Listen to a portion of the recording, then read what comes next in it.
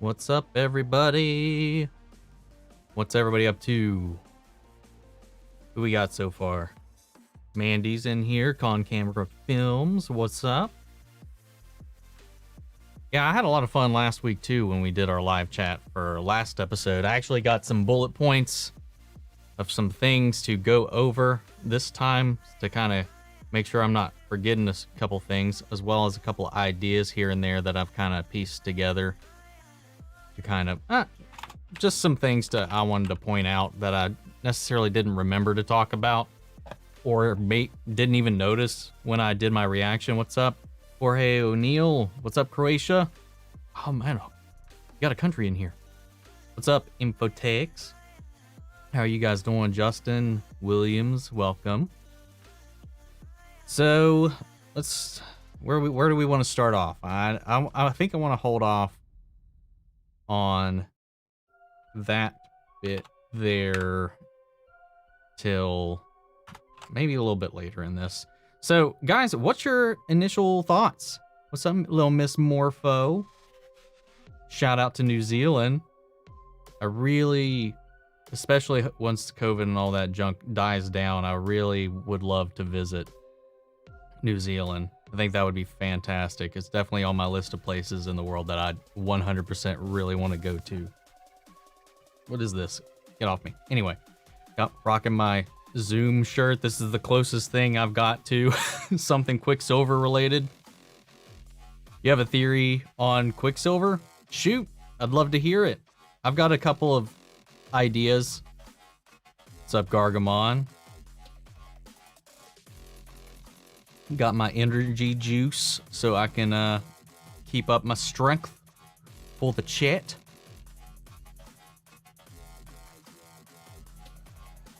So got the latency turned up a little bit more this time around, so hopefully I can respond a little bit faster. You'll tell the theory later on. All right, sounds good then. Just a couple things that I want to talk about is, you know, the episode itself. What's up, Sonic? Kind of showed a little more of what Wanda's reality is doing to the people in it, and the the effects that it's having. We pretty much can assume that this is how Spectrum and/or Photon gets created. This is how Monica gets her powers. Some people seem to think she may have already had them up to this point, but I don't know why it'd be such a point or mystery as to why her scans would be relevant now. I feel like she would already know a lot of that information.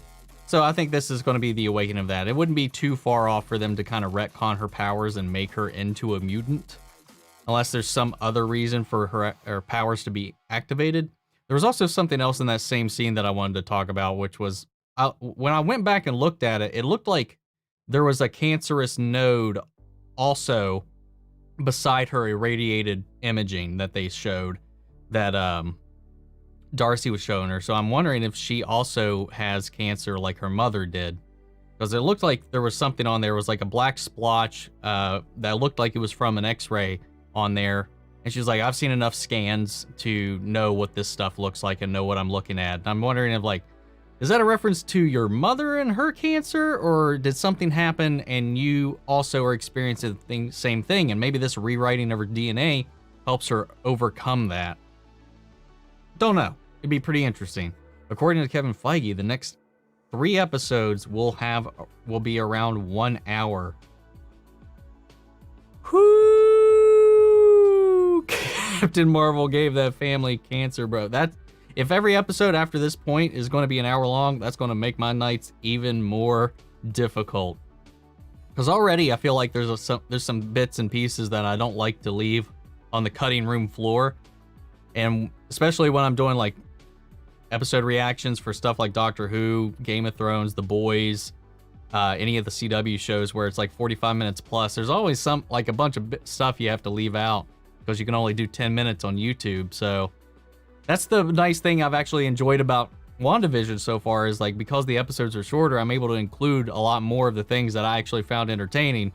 Now I'm going to have to pick and choose my favorites once they ramp up, but that has me excited, and that makes me think that these next 3 episodes are going to be pretty nuts. I was kind of expecting the next episode to be a little bit of a downer episode, not like emotionally, but like a little bit of a moment of rest before things go crazy in the last two. It was the tea that she heated up in the Captain Marvel movie. Drink my cancer tea. Because along with that, we see that happening, and then of course now we saw that the kids, assumably, the way it was presented, that they were willing themselves older, while the rest of us seem to think it might be Agnes, it might be some outside force, or Wanda subconsciously doing it, because they hadn't shown any other supernatural abilities up until this episode. But we got Wiccan and Speed officially with their powers in this episode, and I think that is going to coincide with maybe Monica's abilities awakening, likely when she re-enters the hex. She's like, you can't go in there again. This thing's going to mess you up. She's going to go in and get your powers, man. Pretty awesome. Hope Reed Richards shows up. I think that would be really cool. I know some people say like have been mentioning that the audio or the other language texts captions are using like the female moniker for her guy, but I don't know if that's like a mistranslation or anything like that, because she said it again this time around, and it seems like, yeah, it's definitely going to be a dude. I assume. We'll see. I would like for it to be Reed Richards. I think that would make sense. I think it would be a good setup, especially for people that have experience with going into space, and we've had that mentioned already, that there's space testing that in and around S.W.O.R.D. So I think it would make sense. Again, I've said this last time, and I feel like introducing Reed Richards or any of the Fantastic Four outright, like visibly, feel like, wow, that was a lot sooner than I expected. I felt like it would probably be a while before we get any of them. But then again, thought the same thing about the X-Men. I didn't think we would necessarily see them right now, but the events of this would set them up. Not that we'd actually see mutants show up in this show, but now we got Wiccan, Speed, we got Quicksilver in here, as well as this constant mention of the changes that Wanda's radiation and powers and magic is having on everybody else. And now Darcy's sucked into it too. Is she going to have the same issue? Is she going to get abilities? Is she going to become a mutant? She did say in a recent interview, Kat Dennings, the actress playing her, that she'd be able to, she'll be back in the MCU beyond this show. So we'll be seeing her character show up more in later episodes. Language thing, some language words have gender regardless if they're taking a male. See, that's what I thought too. That sometimes, because I know that's the case in Spanish, because I've taken a little bit of that. That sometimes certain things can be translated one way or the other, but still be ambiguous. I wish Darcy knew a friend and it was Selvig. That would be cool. Selvig needs a little bit of some redemption after the last couple times we've seen him. I mean, the Quicksilver cameo. The Quicksilver isn't the cameo because he appeared in most of the latest episode. Well, definitely, yeah. It's definitely not. He's not the cameo. My money is on Tobey Maguire showing up or Magneto at this point. But Reed Richards, I don't think, while I think it would be awesome for us, I don't think it's going to have that Luke moment that they have been saying. The commercial in this episode with the feasting on your magic line definitely gives feelings something is behind the scenes feeding off of Wanda. That's what I thought too. I think something is provoking her and using what she's doing, her radiation, her magic, whatever, to kind of thrive off of it. So, and then I know there's some interpretations that the Yo Magic thing is like a reference to the people of the town who are on the outskirts of it, who are only really being kept alive. Actually, they're being like restrained by her magic. And then some people said like there's a lot of ways like to interpret that one. It was like the only reason Wanda survived was because of her magic. Or it could. Some people said it was a reference to Vision, who is only alive due to the magic. I don't know. Opened his Twitter. Oh my god. Uh-oh. Even if Evan Peters is Mephisto, I'm gonna be pissed at Disney. Why? Why would you be pissed at Disney? I think that'd be awesome. Even though I would want him to stay as Quicksilver because I like him in that role, but I think it'd be really creative to give him someone evil to play because I don't know, American Horror Story, he can play like a villain pretty strongly. I think it'd be pretty cool. Tobey Maguire reopened his Twitter account suspiciously recently. Inner chaos magic. Yeah. So there's also a couple of things that was going on in this episode. Maybe Agnes or Mephisto.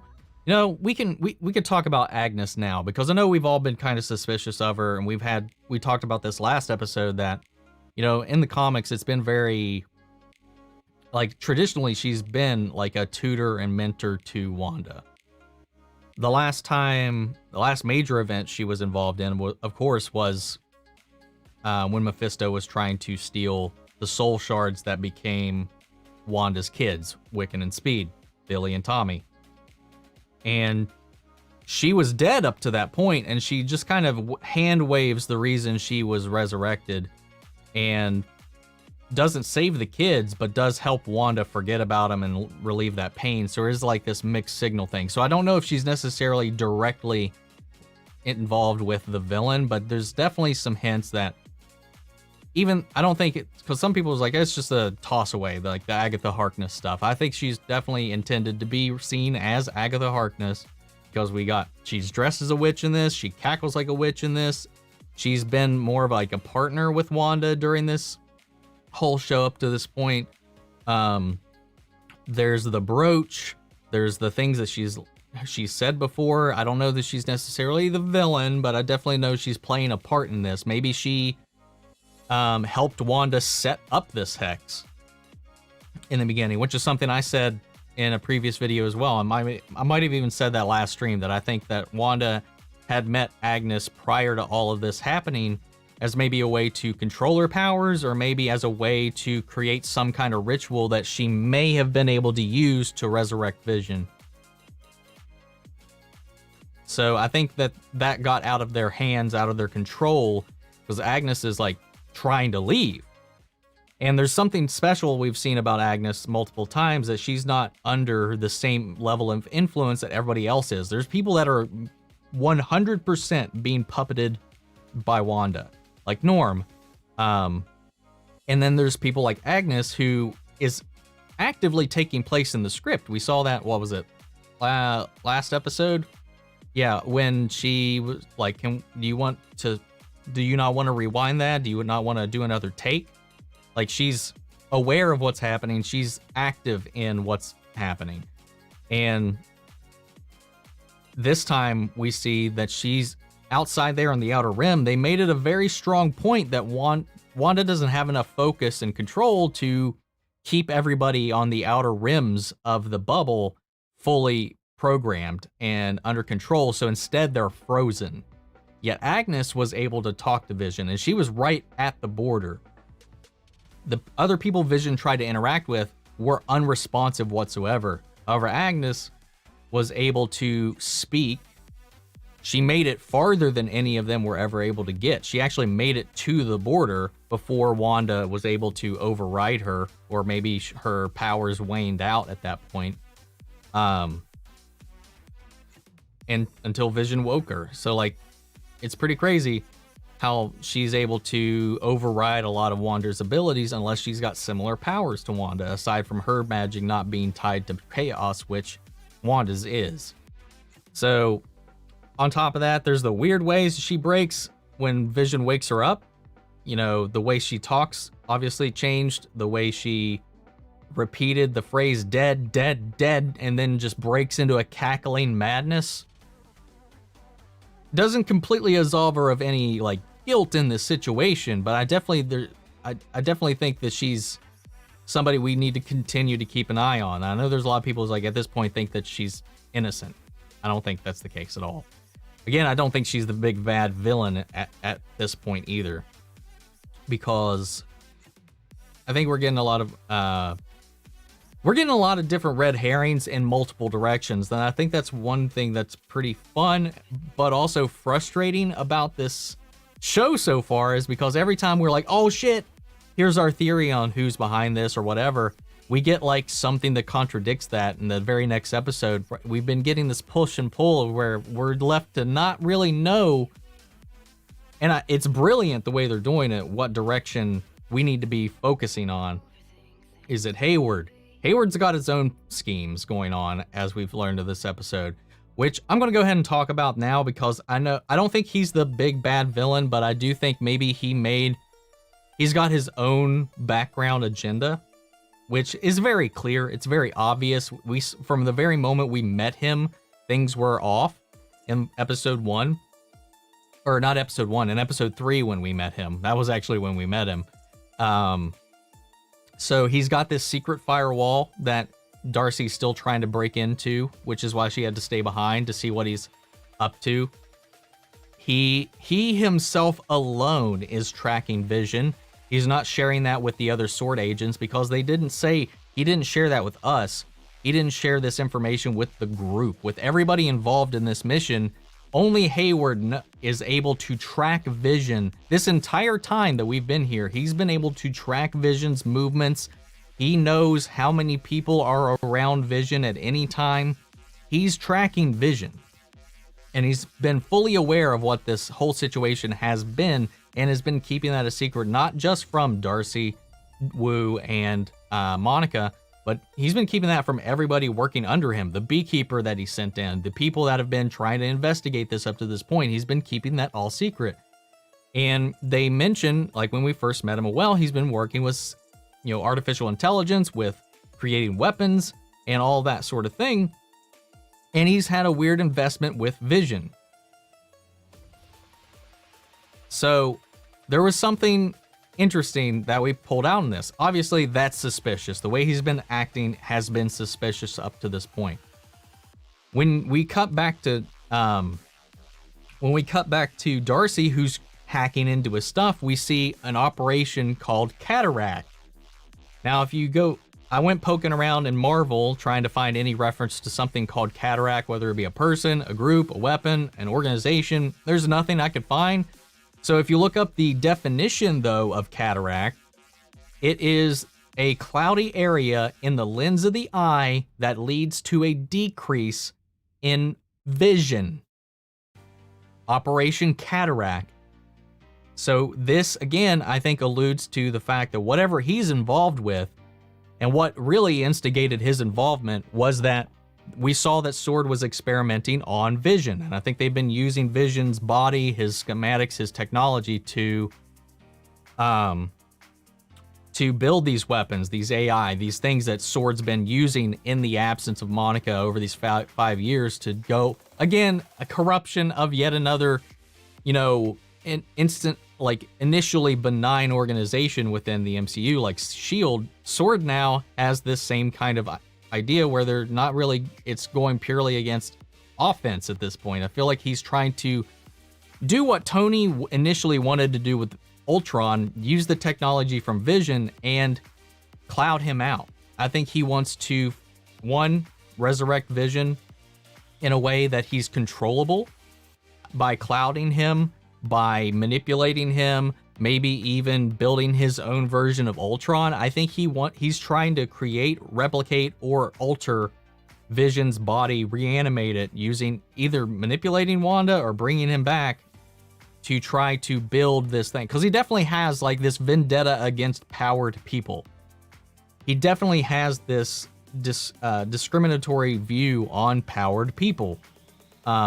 In the way he talks about Captain Marvel, in the way he talks about Monica Rambeau sympathizing with these people, with the Avengers, definitely in the tone and the way that he's talked about the various events that the Avengers and Wanda herself have taken place in. He definitely feels like he needs to defend himself or even proactively take out these people, have these unnatural abilities that he sees. So I think he's trying to do what Tony Stark was intending to do initially with Ultron and give them a fighting chance, whether it be from enemies in space enemies on Earth that have more than normal humans' capability at their disposal. Because also after all of these events too, if you go back and reference some of the comics, I've been like watching a bunch of stuff about this. Like Vision eventually loses a lot of his humanity in some of the events of the comics where he becomes very more apathetic.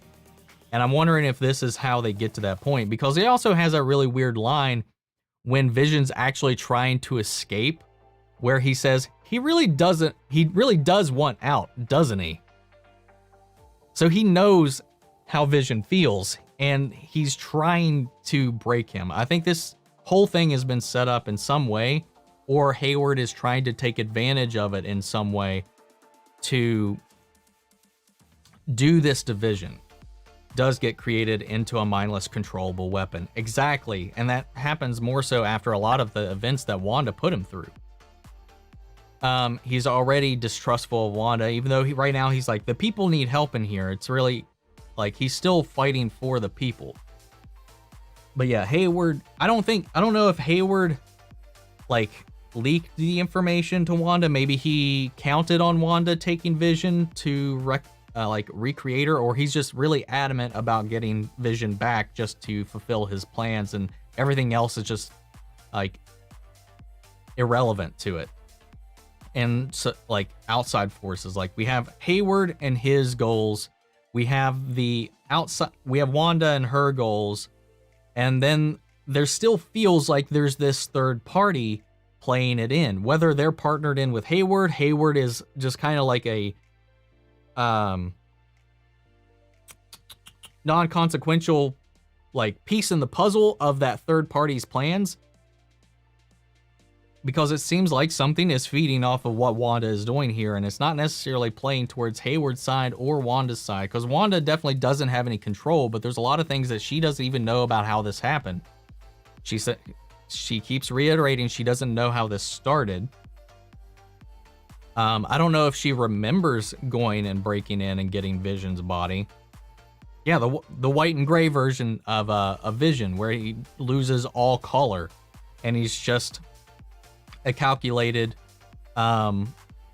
basically like a Vulcan at that point. It's all logic, statistics, apathy. All of his human emotion that he had before is eradicated.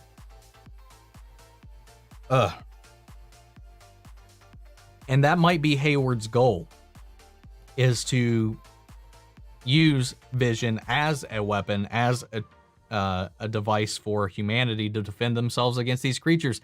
Who knows? Maybe with the emergence of mutants after all of this, Vision could be the blueprint for the Sentinels. I just thought about that. That might be the initial introduction of the Sentinels into this universe through this program, through S.W.O.R.D. That would be crazy. Shit, dude. Just thought about that. Holy fuck. That would be nuts. The Hex is so emotional. When she gets stressed, things happen. She feared for Vision, and bam, dull forces released of power. Yeah. But I still think there's a third party in there. I don't think Agnes's involvement is just a nod. She's too much of a focus in the show to just be a nod to Agatha Harkness. I think she still has to be Agatha Harkness. So I think she went in, started this all initially as an ally of Wanda, and then lost control of Wanda in the situation. Check IMDb, it has Evan Peters in 2 episodes. Guess he's not in it anymore. Well, a lot of the times they only update those as the episodes come out too. So I wouldn't take IMDb, since that is also fan editable, to be 100% sure. We just know so far he's got 2 episodes, but I'd hold off on that until we actually get the next few. You think Monica's guy is probably Hank Pym? I don't know. I feel like the Pym and anybody Monica would have known probably would never have gotten along. A lot of people are starting to say nightmare because of the word nightmare has been popping up a lot in this episode. I've been hearing that too. Nightmare's power set and Nightmare's power set and his background doesn't feel like it would completely mesh with what's happening right now. So I don't know. Like, sure, it could go that route, but I feel like that you need a little bit of a stretch and more hints to convince me that Nightmare is actually involved in this. If she is Agatha Harkness, would we also see her in future projects? It is possible, especially if we continue to see. She might even play a part in Multiverse of Madness if we do learn that she is. What about the large trailer? It shows them saying they need to defend their home. What's that about? I think they're defending their home from S.W.O.R.D. I think eventually S.W.O.R.D. might figure out a way to get into the barrier. And I think that's probably what that scene is referencing to. Or this third party, maybe. Victor Von Doom, that would be an interesting setup too if it's not Reed Richards, but it might be Dr. Doom. That would be cool. Hank McCoy, that would be interesting. My theory is Evan Peters is Nightmare working for Mephisto. I had just talked about last episode, and this is what I was talking about. The show's so good at making us like yo-yo on a lot of other theories. Last discussion we had last weekend, I was very adamant about how it doesn't make any sense to me that Evan Peters would be Mephisto disguising himself as a Quicksilver that she wouldn't recognize. But this episode makes me backtrack onto that, and I'm not going to talk about that yet because I've got another bunch of theories about what's going on with that. Not really theories, but things I want to talk about before we get into that, because I think a lot of our meat and potatoes of talking about this episode is all going to surround the discussion of Evan Peters. A couple things too. If you notice, when Agnes woke up, she was like gripping for her brooch, which was missing. We didn't see her brooch on her in this episode. Which I think it was, I can't remember where I heard somebody say this. It was on one of the videos I was watching, because I watched a bunch of different reactions to the episode yesterday after, when I was just kind of chilling yesterday evening. Then I just watched New Rockstar's podcast on the episode just before this. And somebody had mentioned, what if Agatha's brooch was actually a container or a seal for Mephisto, and that he hasn't been, she's been keeping him in check this entire time. But if it's missing, what if now that it's manifested, that brooch manifested into Evan Peters? Quicksilver had a necklace around him the entire time. Maybe the brooch kept her personality, and that's why she was different in this episode. Could be. When we saw Mephisto and Ghost Rider, he had children who went out and did work for him. Perhaps that's how Agnes will be explained. Possibly. The Scarlet Witch storyline with Agnes, where the children were involved, was very, like I talked about at the beginning of the stream. I know a lot of you weren't in there at the beginning when I was talking about it, because we got more people in here now. That, I don't think she's malevolent at this point. In the comics, she's never really been a malevolent figure. But she did die before Mephisto ever got involved with Wanda and her children. And then that was when Agatha mysteriously returned, and when asked about how she came back from the dead, she didn't answer that question. So maybe she did make a pact with Mephisto in that storyline, and maybe that would be how they tie it in to this. Maybe she's there on behalf of him in some way, because she doesn't attempt to help Wanda save her kids in that storyline.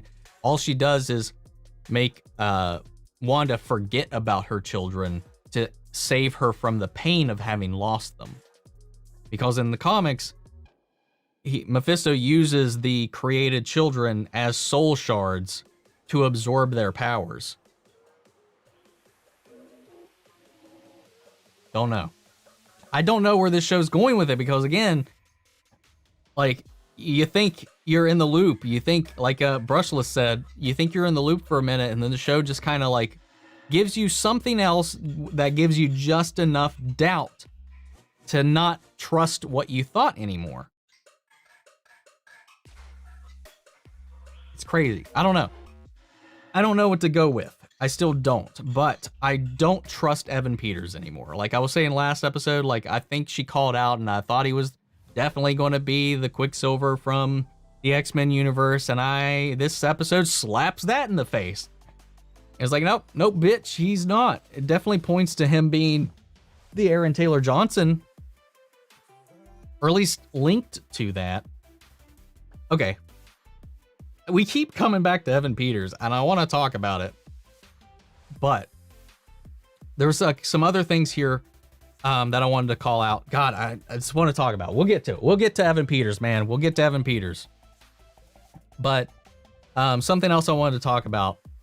Okay, going back to Agnes for just one more thing real quick, because I'm still so lost on what I think about what she is. I do think she's Agatha Harkness, but I am still lost into I'm not willing to commit to her being good or evil at this point. I think there's evidence of both, and one of those is in the Malcolm in the Middle opening of this episode. You know, when she bends over into the fridge, her booty has Naughty across it, and of course she's been a promiscuous character, as we've seen multiple times in the show so far, so that's not off-putting.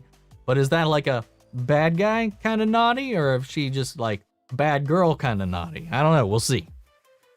I just thought that was a fun little thing to call out. Of course, the kids have been absent from the show up to this point. It was a major point of contention last episode with Vision talking about where are all the fucking kids. We've got a playground that is always devoid of kids. There's no kids in school. I never see kids in the town. And then bam, this episode, she lets the kids out. Of course, it's the Halloween episode. It would make zero sense to have kids not in a Halloween episode if they're sending their kids out to trick or treat, which again pulls us into the Evan Peters conversation. But I'm going to hold off on that real quick. What's up, Busy? The naughty is a tease to the audience.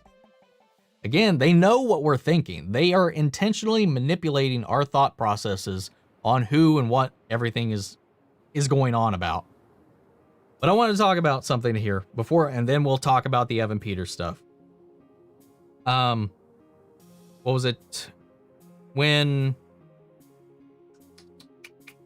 Vision is outside in episode 3 talking to Agnes and Herb, they seem to be in that moment, we know Agnes has not been manipulated by Wanda's spell whatsoever that we've seen up until this point. For the first time, when she tries to escape the hex, that's the first time we've actually seen her succumb to Wanda's will. Herb, on the other hand, we've seen him glitch. That when Vision was talking to him, when he was glitching and sawing through that wall. And then we saw other times when he was alone with Agnes, maybe Agnes woke him up to talk to him about what's really happening.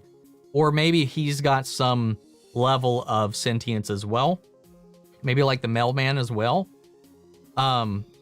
Because while at times it seems like he's being manipulated by Wanda, there's other times where it seems like he's playing along. He's like, no, we can't talk about that. And then in this episode, he did something again that he said weird. When Wanda was looking for Vision, Herb told him, of course, that no, he's not on duty right now. He's not actually doing watch duty right now. But when Wanda starts to walk away, he offers this suggestion to her, unprompted. Is there something I can do for you, Wanda? Do you want something changed? And that line is so weird. And again, it plays into the fact that maybe Wanda isn't in control of this entire thing. That maybe this hex was set up by someone else to keep Wanda in check. Maybe this was kept to contain her magic, to make her happy, make her compliant with creating these kids for the children, for Mephisto to feed on and awaken from his prison in another dimension. In hell. I don't know. I don't fucking know. I don't know, man. Herb is now suspect to me.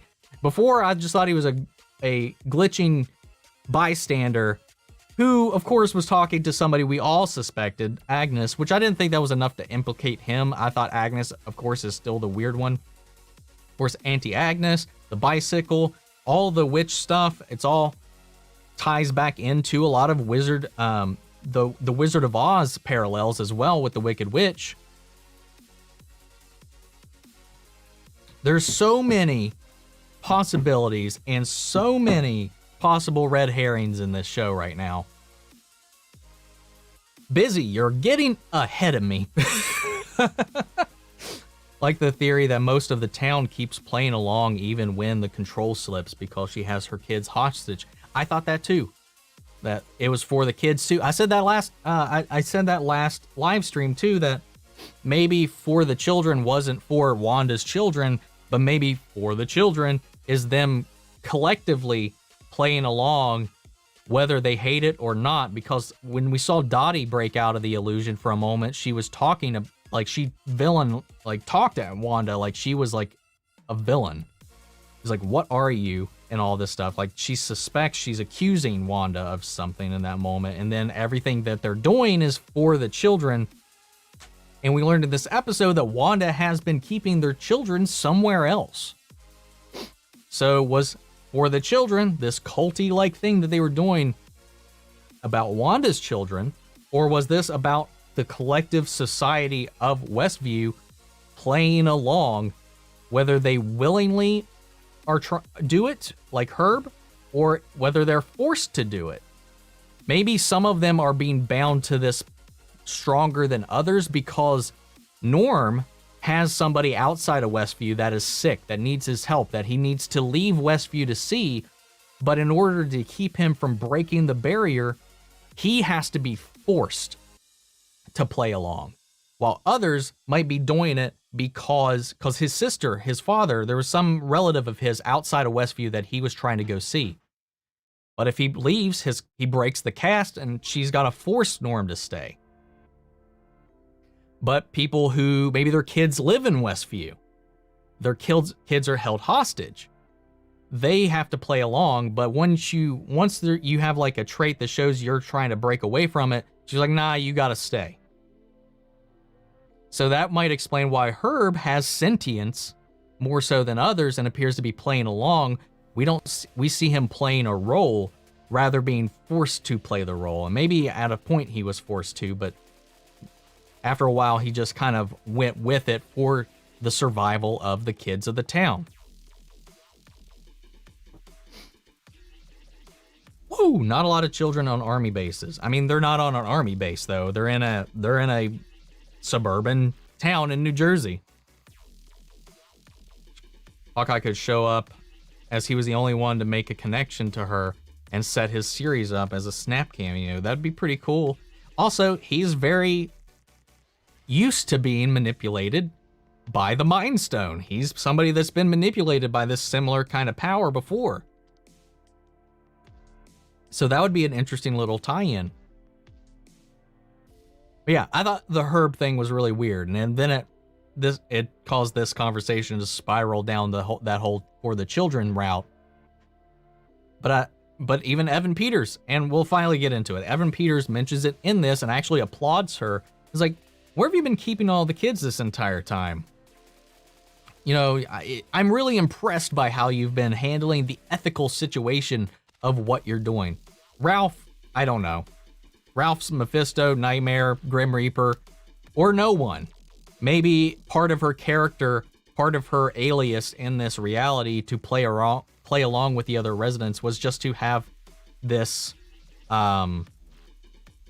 this husband to fit in with the setting and is actually just nobody. I mean, in the comics, she doesn't have a ties to anybody. There's no husband, no anything. She's just this caretaker for other children with abilities. So she could be just... Ralph could be nobody. Ralph could just be another red herring. I don't know.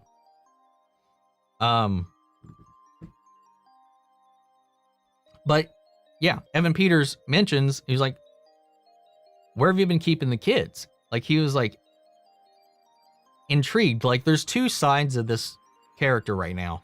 There's a side, and there's many moments when it genuinely seems like he cares about Wanda and what she's doing, and he is there as a support figure.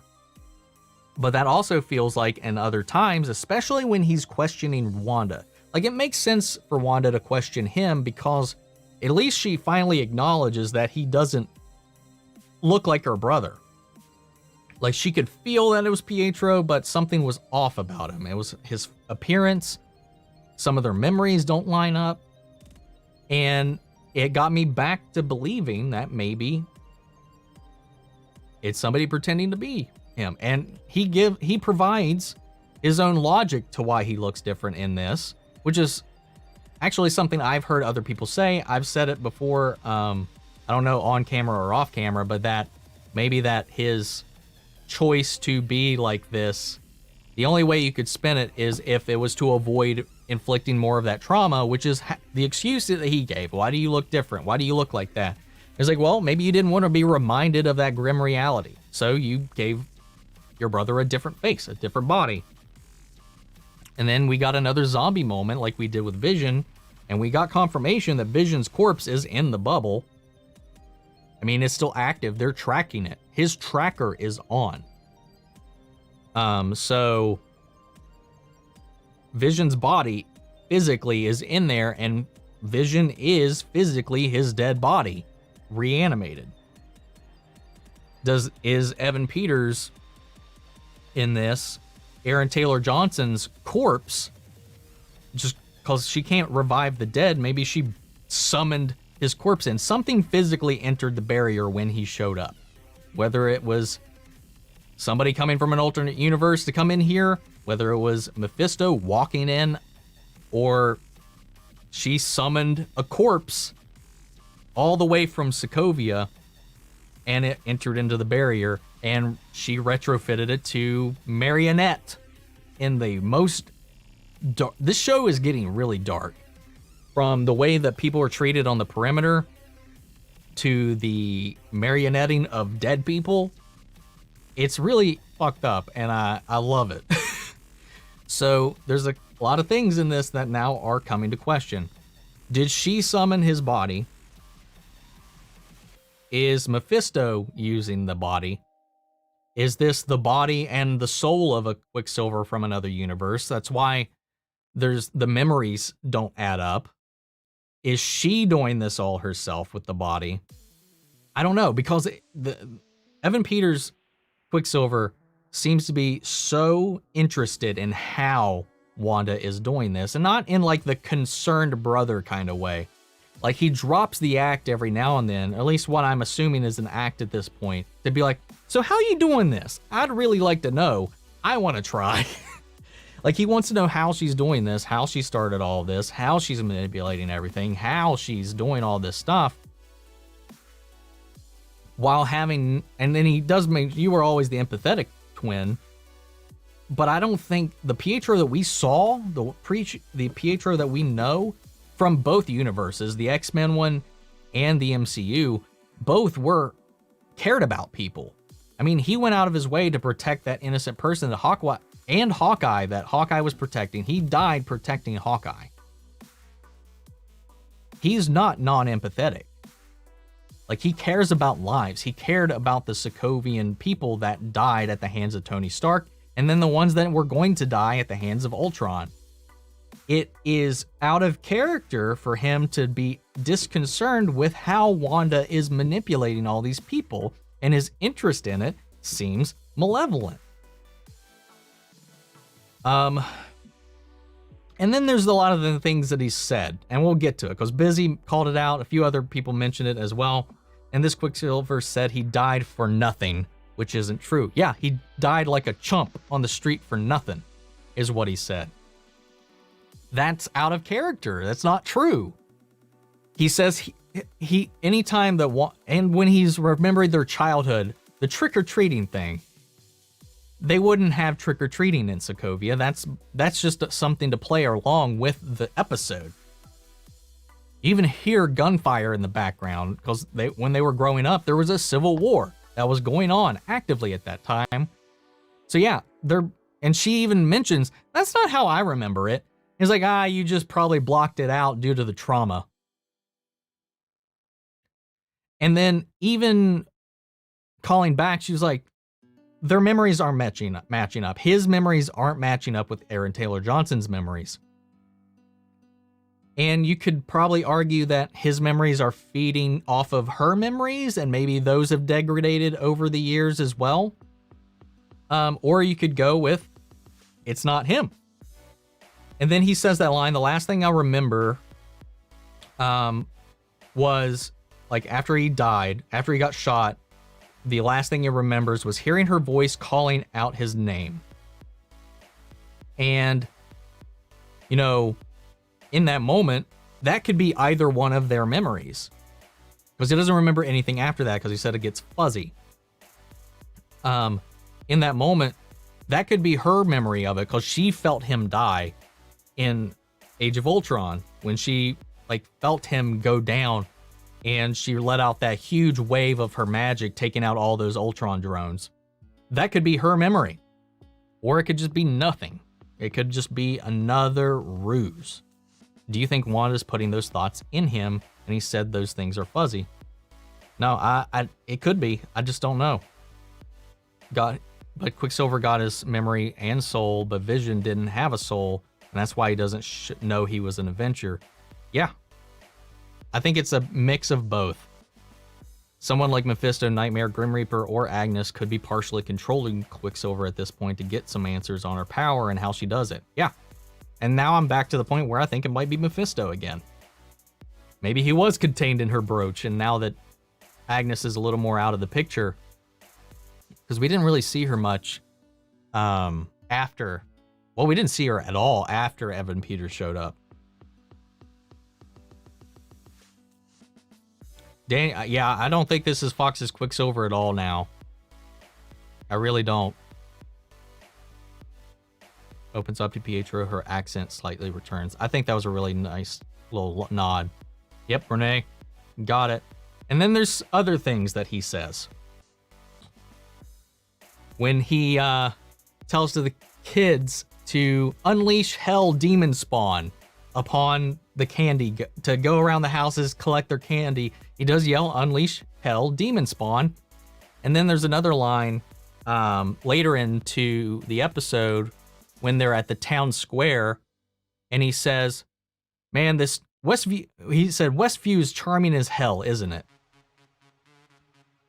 So more hell references, more stuff, like we got the devil in the details. That's not the only place he's in stuff. We've got a lot of those things. Again, they could be red herrings. We know Grim Reaper's helmet was in one of the animated intros. That could just be a nod, but I don't think Grim Reaper is the kind of character that could be the big bad of all of this, or even orchestrate any of this. He's got this mom tattoo on him that some people was like, Mom, Multiverse of Madness, but I don't know why he'd have Multiverse of Madness tattooed on him. And then I'm a Kingdom Hearts guy, so I was like, Mom, Master of Masters, Melody of Memory, Mommy's boy, what is he? She does mention that he is a bad influence on the kids, while I think the real Pietro would probably be a much better influence, if anything. Yeah, he was a little bit of the edgier of the two, the more carefree of the two of them.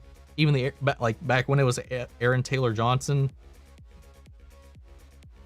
even Evan Peters has the tattoo in real life. I know they could have just not covered it up, and that was something that I thought too, because I know he's got tattoos and stuff like that. So I was like, normally in shows they cover up actors' tattoos, but if they leave it in there, especially with Marvel, there'd there's a level of attention to detail that Marvel has that they would probably cover something up like that if they didn't think that it could have a double meaning. He's supposed to be a dickhead.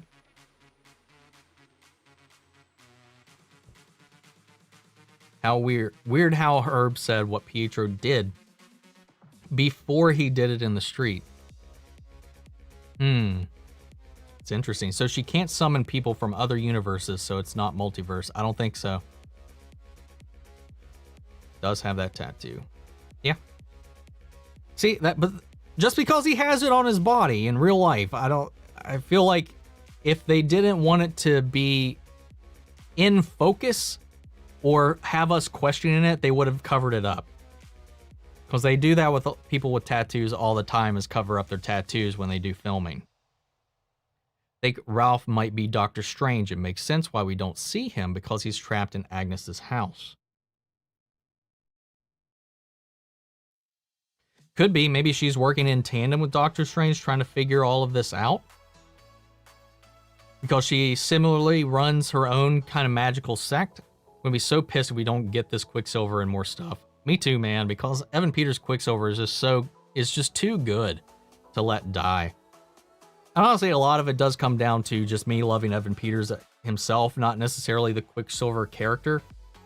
And just the cool shots they always did with him, which is specific to that universe and those films, because he always had the best sequences in the movies that he was in. And also, the Evan Peters Quicksilver would run laps around both Speed and this version of him that we're seeing right now, because this version is so much slower than the Fox Quicksilver. Could be because we're in this reality and rules are different in this reality. Could be the rules of the Hex making him slower, but yeah, I'm still leaning towards the Evan Peters thing as a nod for us. I'm back to that. I'm back to that, man. Your soul. Shout out from Paris. Nice. Hello. What do you think about Shangri-La?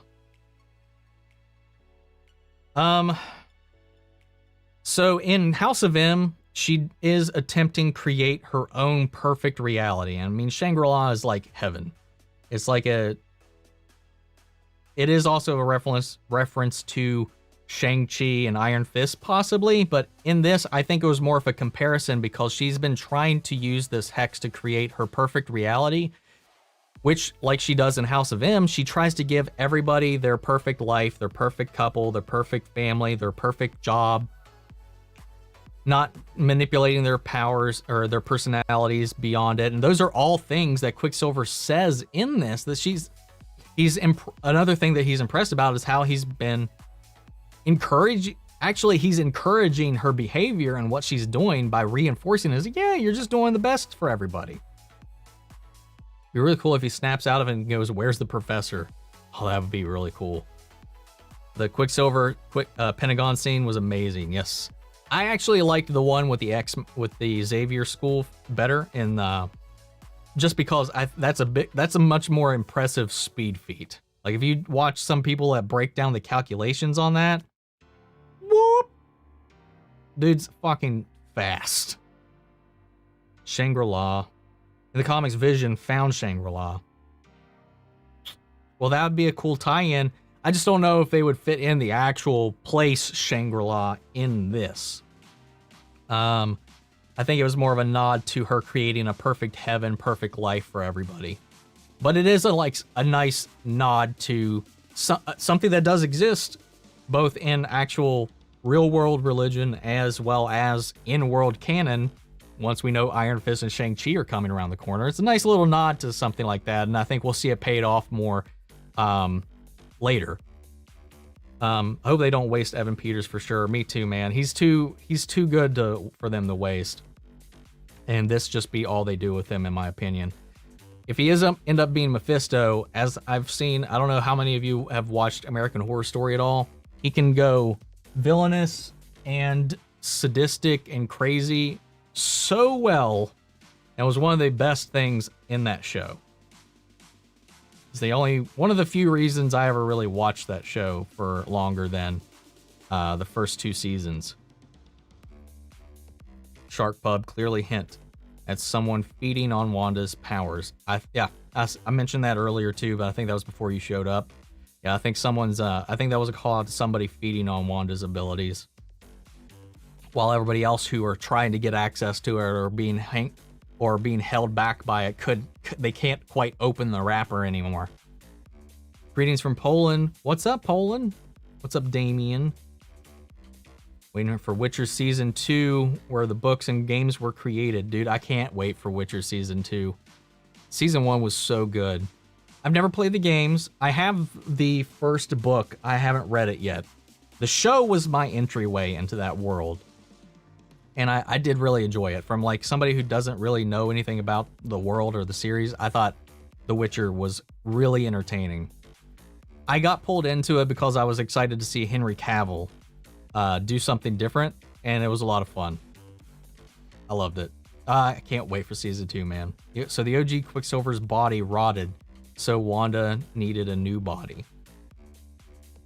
I don't know. We saw it with the wounds and everything, and while we thought initially Vision might just be a memory when he flickered into existence, we know he is actually the corpse. At least now in this episode, we know 100% Vision is the corpse.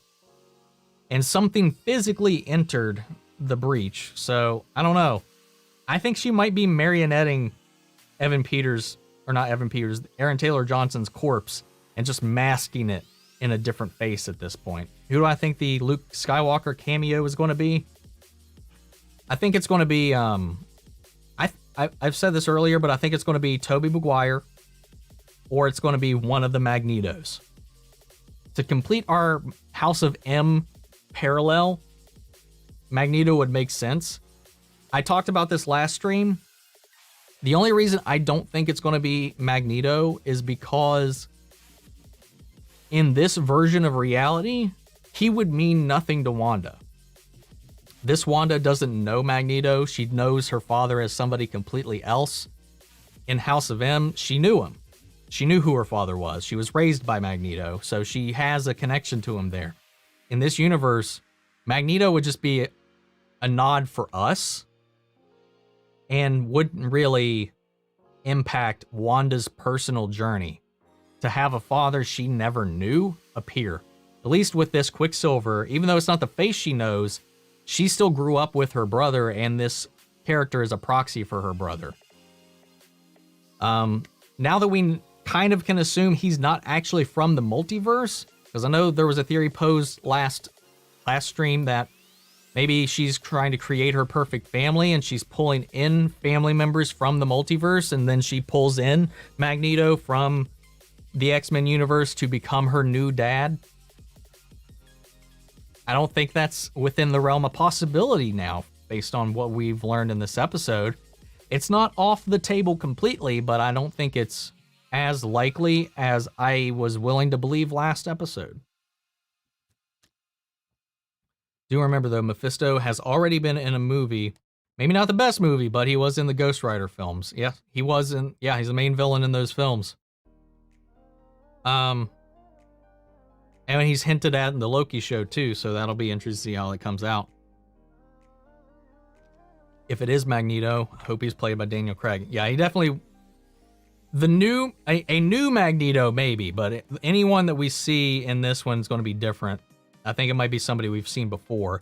It's not going to be a Luke Skywalker cameo unless somebody we've seen before, a version of them we've seen before, comes back. So it's going to be somebody we've seen before. What's up, Asha?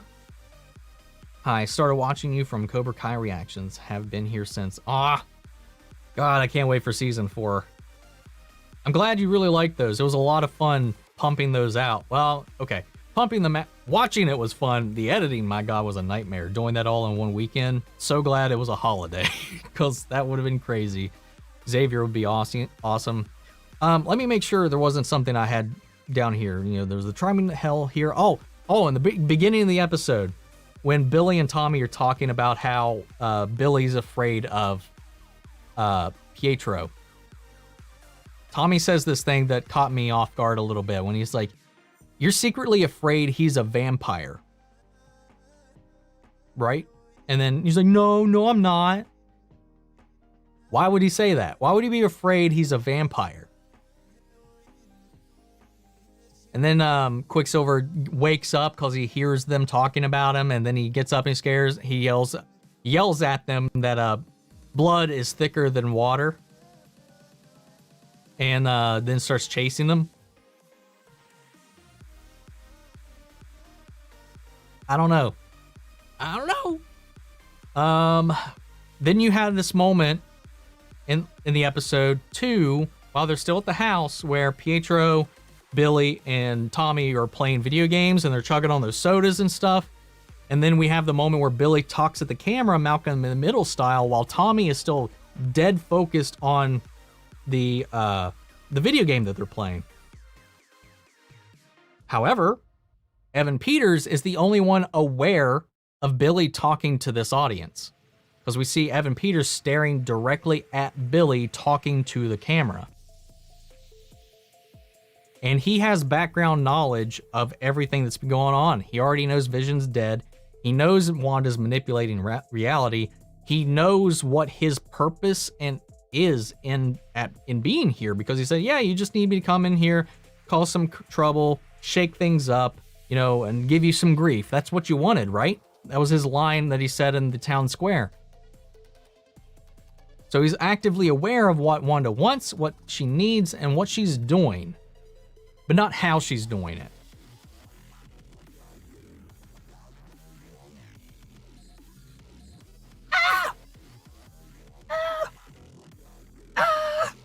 Dude, it hurts my brain thinking about this show, man. It does. I think that's honestly all my notes. Oh, right. The hex expanding. It did not look like it was going to stop. Do you think it's going to keep going? Do you think it's just going to take a segment of like the East Coast? Or do you think it's going to keep expanding and encompass the entire Earth? Because it would be weird if this is how we set up the, it'd be weird if this was how we set up mutants, and mutants are only in Westview, New Jersey. That'd be weird. But Evan Peters is unaware of how she is doing it too. Exactly, but he wants to know. It didn't look like it stopped to me. What's up, Francis? Yeah, it didn't look like it stopped. It cut before we actually saw it come to us full stop. At least that's what it looked like. It might have stopped. I don't know. For the cameo, the only big legacy film characters are Hugh Jackman, Fassbender, McKellen, McAvoy, Patrick Stewart, Iron Man, Captain America, Fantastic Four, Tobey Maguire. You could give a convincing argument that it could be Nightmare. It could. I mean, I'll be honest. I said this last time. I'm not that familiar with Nightmare all that much. I've done some reading on him, and his powers and his motivations traditionally, it doesn't feel like he'd be kind of somebody that would be involved in what's happening. Stopped outside the town sign just far enough to get Wu and Monica. But it kept going. They kept driving. It went past the town sign. I thought it stopped when Wanda's eyes turned back to normal. It might have. It might have. It didn't show it stop moving. When we get that zoomed out shot of it, it was still expanding, even if you like slow it down. But yeah, her eyes did kind of shut off. So at least at that point, it might have stopped. But maybe later in the episode, or maybe in one of the later episodes, she explodes. Nightmare is supposed to be the villain in Multiverse of Madness. We have no idea who the villain in Multiverse of Madness is. Nobody said, and as far as I know, it's not leaked. My guess is Wanda's going to be the villain in the Multiverse of Madness, but we don't know. This is why Doctor Strange will get involved, because the Hex is expanding and threatens to devour the world. We keep seeing dead visions of Vision and Quicksilver, and that Nightmare's power is bringing fear into his enemies. Yeah, but I know he can make people see waking dreams and illusions, but his powers are primarily focused on people that are asleep and in getting into their brains. So I don't know if technically they would be asleep if they're being repressed. So I'm not sure. I mean, it could be Nightmare.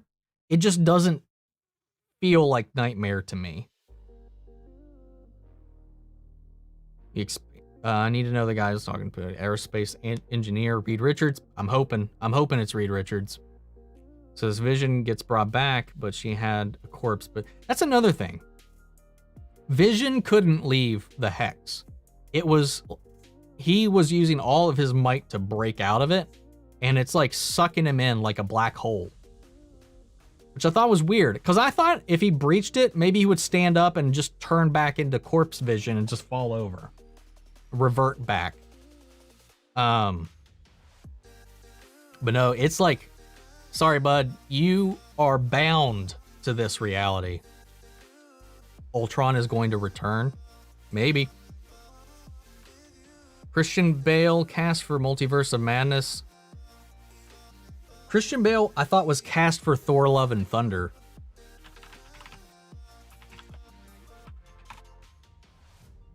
Yeah. He's going to be in Thor: Love and Thunder. He's Gore the God Butcher.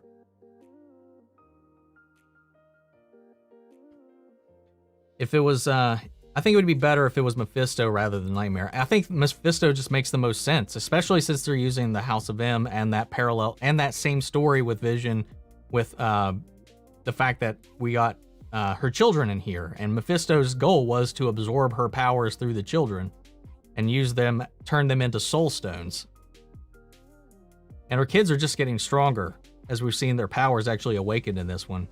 My theory is Vision is really alive, because he's only dying and coming apart because the Hex was pulling him back in. Evan Peters is the young Quicksilver from the past X-Men, so he could be playing the same Quicksilver as Aaron Taylor Johnson, just the young version before he was shot. Dig your icon, Spike. Love some Buffy. A lot of Buffy drama coming out here in the last couple of days, if nobody's been paying attention to that. That's some fun stuff. More accusations getting thrown at Whedon from more people every day. I don't get any sense that there's any time manipulation in this, though. I think I don't think Evan Peters is playing a young Aaron Taylor Johnson. I think he's actually just a makeshift version of her resculpting the face of the corpse that exists currently in present day. This time when Darcy, Agnes, and Wanda bring him back, he's going to bring Ultron back. Maybe. Ultron I liked. I think they did something weird with him. Like, I didn't like that he was... Also, fuck Whedon. Yeah, man, I'm getting more on the... I gotta agree with you on that one at this point, man. Especially... Michelle Tract. Now, this is getting off point whatsoever, but the stuff that Michelle Trachtenberg said here recently, that's creepy. That's creepy. I'm not going to talk about it, but go look up what she talked about. She doesn't give any details, but the fact that there was this on-set rule involving her and Whedon, it's weird. It's really weird. Not cool. Oh snap, just got a theory about Mephisto. Mephisto has to be the next big bad because he has been such a key part of the Infinity War comics. I mean, like, he was one who helped Thanos from what I recollect. Yeah, I think he was trying to help him court death. How did her brother know Vision is dead and when Vision died long before any of that? Because he's not her brother. That's what I'm going with right now. He's got information her brother shouldn't know. Hollywood. Yep. Hollywood. Yeah, man. So, Quicksilver. I'm right there with you, Nicholas. I don't think it's Quicksilver either anymore. If the Hex absorbs the world, then Cap would be de-aged if it happens in the early sitcoms. I don't know. She doesn't seem to be able to transform people's... I don't know. Maybe she could. I don't know, because... It depends on if Mephisto is manipulating his own visage or if Wanda is Again, this is assuming that Evan Peters. Let's just say Evan Peters.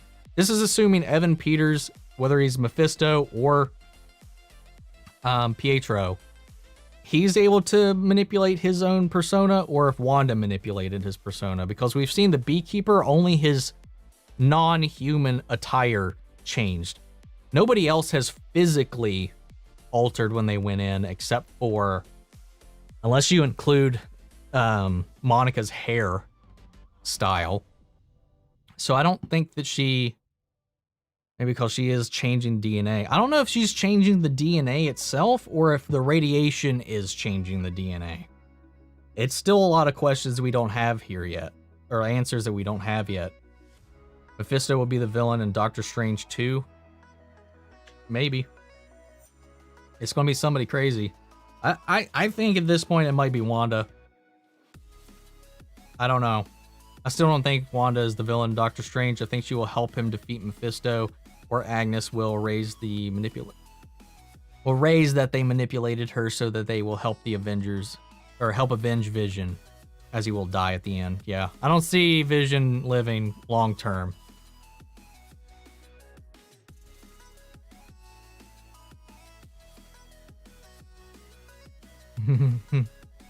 Hayward even says to us, asking Wanda and Monica, who's the sassy best friend? Darcy is. That's when WandaVision started. Will Thor: Love and Thunder be a multiverse movie? I hear it could be. I don't think so. I don't think there's anything to lead to that. Dash and Violet are Pietro and Wanda. Yeah, I like that, because the Incredibles showing up on the theater board and the Parent Trap, 2 movies that I don't think you were even... Well, Parent Trap, there was a Parent Trap that was out by that point, but I don't think the Incredibles was out when this is kind of claiming to take place. It's weird. We'd have so many things right now if it wasn't for COVID. I'm excited for Blade 2. I'll admit, I was initially disappointed that, of course, we weren't going to keep Wesley Snipes, but I think Mahershala Ali's a fantastic choice, so I think that's going to be really cool. I really like the Blade character in the Blade world, so I think it's going to be really interesting to see how they're doing that. And with Deadpool being rated R and in the MCU, I really hope Kevin Feige backs down on making that one PG-13 and lets that world be the world we kind of expect it to be. Parent Trap, twins. Yep. You're right. Wait, are they in it? Are they in the original? Because that was Lindsay Lohan in the one I remember. Yeah, in the 1998 version, it was Lindsay Lohan. And they just did camera tricks to make her... Yeah, no. Yeah. Yeah, the parent... The Olsen twins weren't in a Parent... They've been in movies like that, but they weren't in a Parent Trap film, from what I've seen, what I can find. Because I remember the one that they're talking about. Wonder if you just search Olsen twins. I just want to look at their filmography.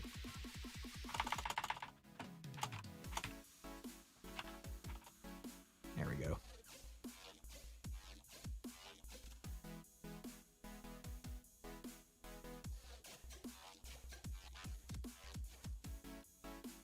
Yeah.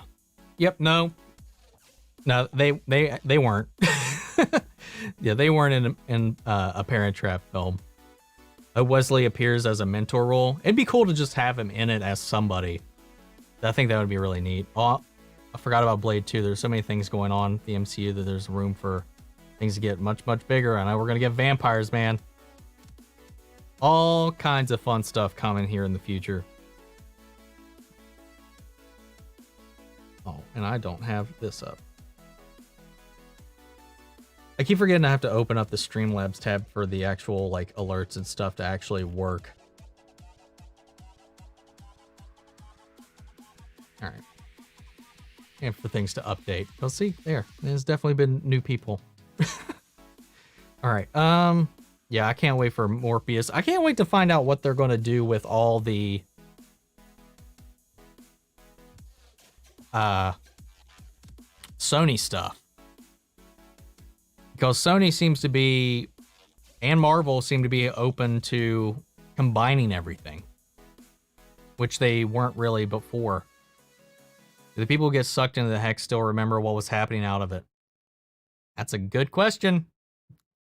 I don't know yet. I loved it that she turned them into clowns and turned their entire base camp into a circus. Because that is exactly what that shit is. A bunch of clowns working for their ringmaster, who's just a big old jackass who's got his own plans.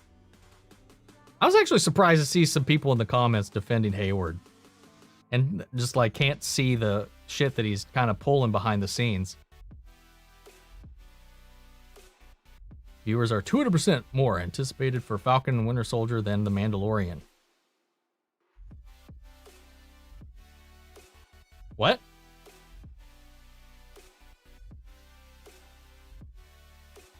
She's insulting them. Ultimate disrespect. I think Hayward's just a dick. S.W.O.R.D infiltrated by Skrulls / Hydra? I don't think it's going to be Skrulls or Hydra. Not this early. And it would just be so repetitive to just have these organizations continuously infiltrated by someone else. I mean, Secret Invasion is coming. It is going to happen. I don't think it's happened currently. I think there's something we're going to be setting up yet. Hayward, I think, is a guy who knows these things are real and just wants to have humans without powers stand a chance against powered people and threats from space. So he feels like why can't I think of his name right now? He feels like the MCU version of Peter Dinklage's character in the X-Men movies. The guy that creates the Sentinels, creates the defense system that is made and designed to defend normal non-powered humans against these super-powered threats. I think that's what's putting him on edge, and it is a good like motivation for a character. It just turns into, because we know good stuff about all these people, and he's just a guy with no powers who's seen them do all these terrible things that is pushing him down this villainous path, this ethical gray area path for what he thinks is right, but is still just coming off like a big old dick to us. Like Pennywise? Yes, Pennywise.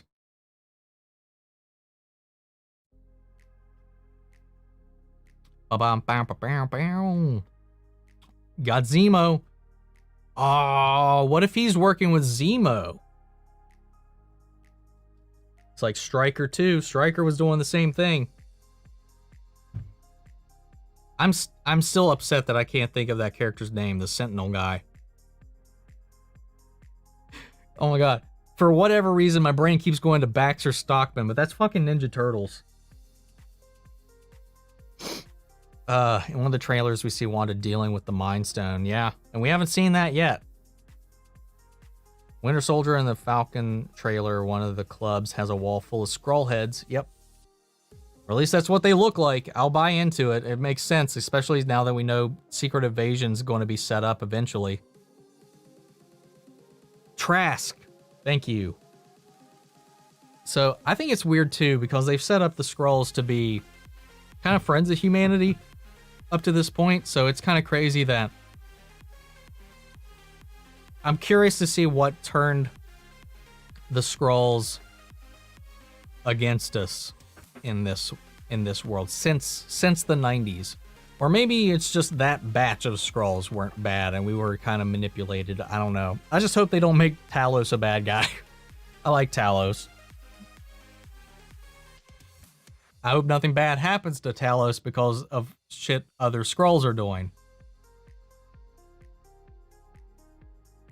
Vision gets torn apart when he exits the Hex. What happens to Quicksilver? It's a good question, man. Don't know yet. The reason he can have similar motivation to Zemo, because when he talks about the 5 years post-snap, he sounds like he's lost family or something. He's lost someone or family, yeah. Plus, he had to live with it. He was one of the people that was left behind to deal with everything. He was like, we kept the lights on. We had to do all this shit, of course. And it's, again, the result of everything that Tony's done. the result of the Avengers actions and in the long run. So yeah, I mean, I get it. It's just he comes off like a dick. And that's a good point, Brim. Hayward maybe made a deal with Mephisto to get what he needs to fight powered people. Because Hayward's good intentions paved the literal road to hell. That's something I said too. I think he maybe made a pact with the devil because he's not supposed to be the acting director. Monica is. He's just acting director. It's not his position either. So I think he's doing this because he knew full well ahead of time that what he was sending Monica to. And I think he was hoping for something bad to happen to Monica so that he could keep his position and keep S.W.O.R.D going in the direction that he wants S.W.O.R.D to go in. So I think that's a good way to go about it. And maybe he did make a deal with the devil to help him with that. And that's how Mephisto's in this, maybe keeping Wanda in check because they know Wanda's the key to reviving Vision and giving him the technology that he needs, the weapon that he needs. So yeah, I love this. Like, I love spitballing with you guys and like talking about all these things because it triggers a lot of different thought patterns, thought pathways, things that I don't quite have when I'm just talking about this at the end of the episode, since it's just me talking to the camera.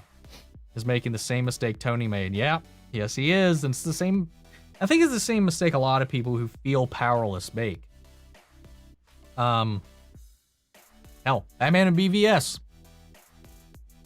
Thing is, Evan Peters is kind of acting like jockey, douchey Aaron Taylor Johnson without it, the accent. He is. Kinda, yeah. Calls go to 111 in the latest trailer of Falcon and Winter Soldier because I think I saw Skrull skulls. Yeah, I know what you're talking about.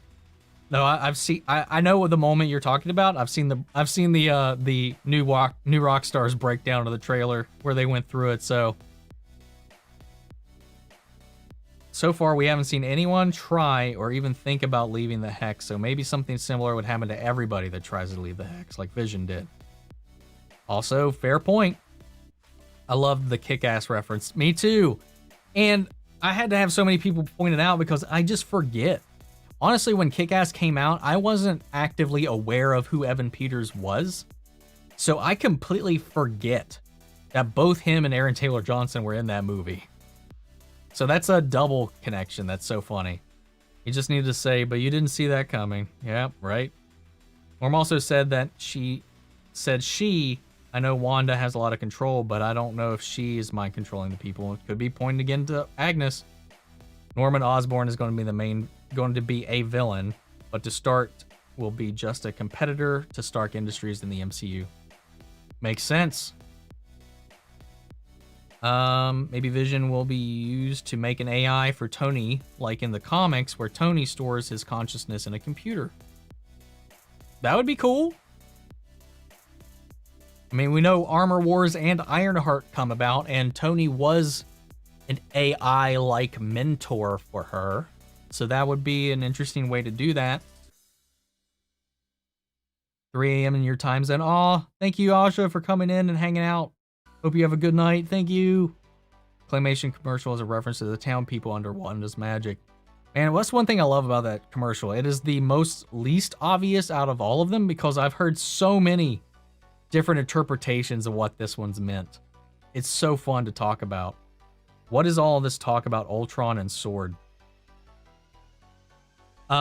Because we know S.W.O.R.D has been actively trying to replicate Vision, has been experimenting with Vision and his technology to make their own AI and to make their own AI-based weapons.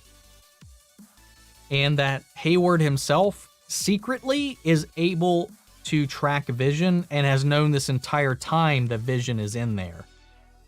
So a lot of people were led to believe that we found out he's got a secret operation that he's not sharing with anybody that is in this base. Not the soldiers, not the other scientists, and not our characters Darcy, Jimmy, and Monica. He's not letting them in on the loop. So he's doing something all on his own. And a lot of people think he might be trying to, based on the fact that we know he's been experimenting with AI and building new weapons, that he might be trying to either find out how to replicate Vision or might be trying to bring back Ultron. So that's kind of the two big theories that are coming about why Ultron and S.W.O.R.D have joined the conversation a lot here recently. I wouldn't be surprised if everything starts falling apart for Wanda and her reality and this hex now that the whole thing is expanding even more. That's another thing. Like, if she's struggling to control the people in the hex at the current size because she's only got active control on people within her immediate vicinity, the farther away you get, it just degrades and people stop functioning altogether. That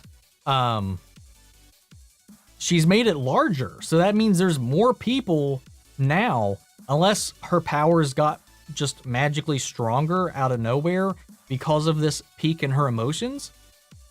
Unless she just got more powerful or got more control over her powers in this moment, that's just more people that are just going to be frozen in time, starving to death, feeding off her magic.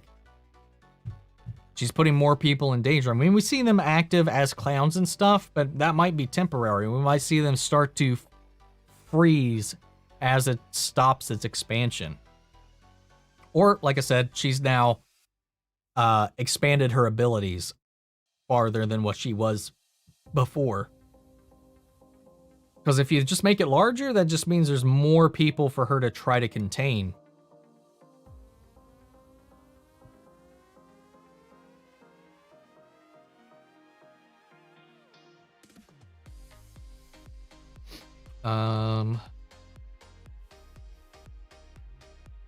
Agnes said Wanda doesn't let anyone even think about leaving, so Agnes tried to escape by getting lost on the way to the town square.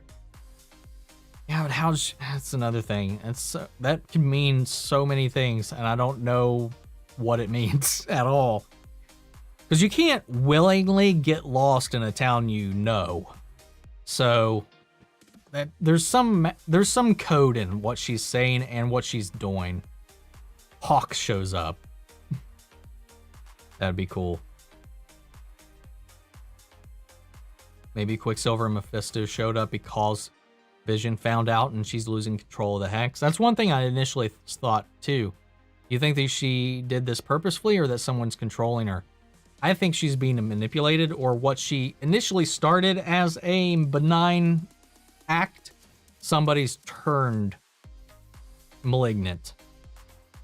She's the most powerful and the more mentally unstable she is. Yeah, that's true. Big up the UK. We could get Ultron or Thanos advert in the next few episodes. That would be cool. That would be interesting. These only times I've been like, let me see the commercial. I'm dying to know what happened between Monica and Carol. Me too, man. It just seems so weird. Like, she seems so vindictive against Carol Danvers now when she just used to look up to her as this icon. It's weird. Can't wait to get that backstory. I'm sure we will, maybe in Captain Marvel 2.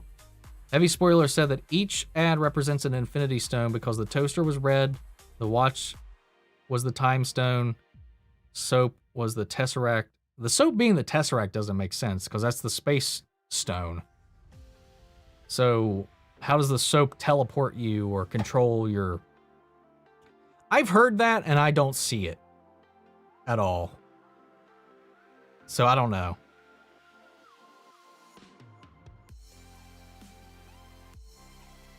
Could be. But the Power Stone is the purple one. Purple is the Power Stone.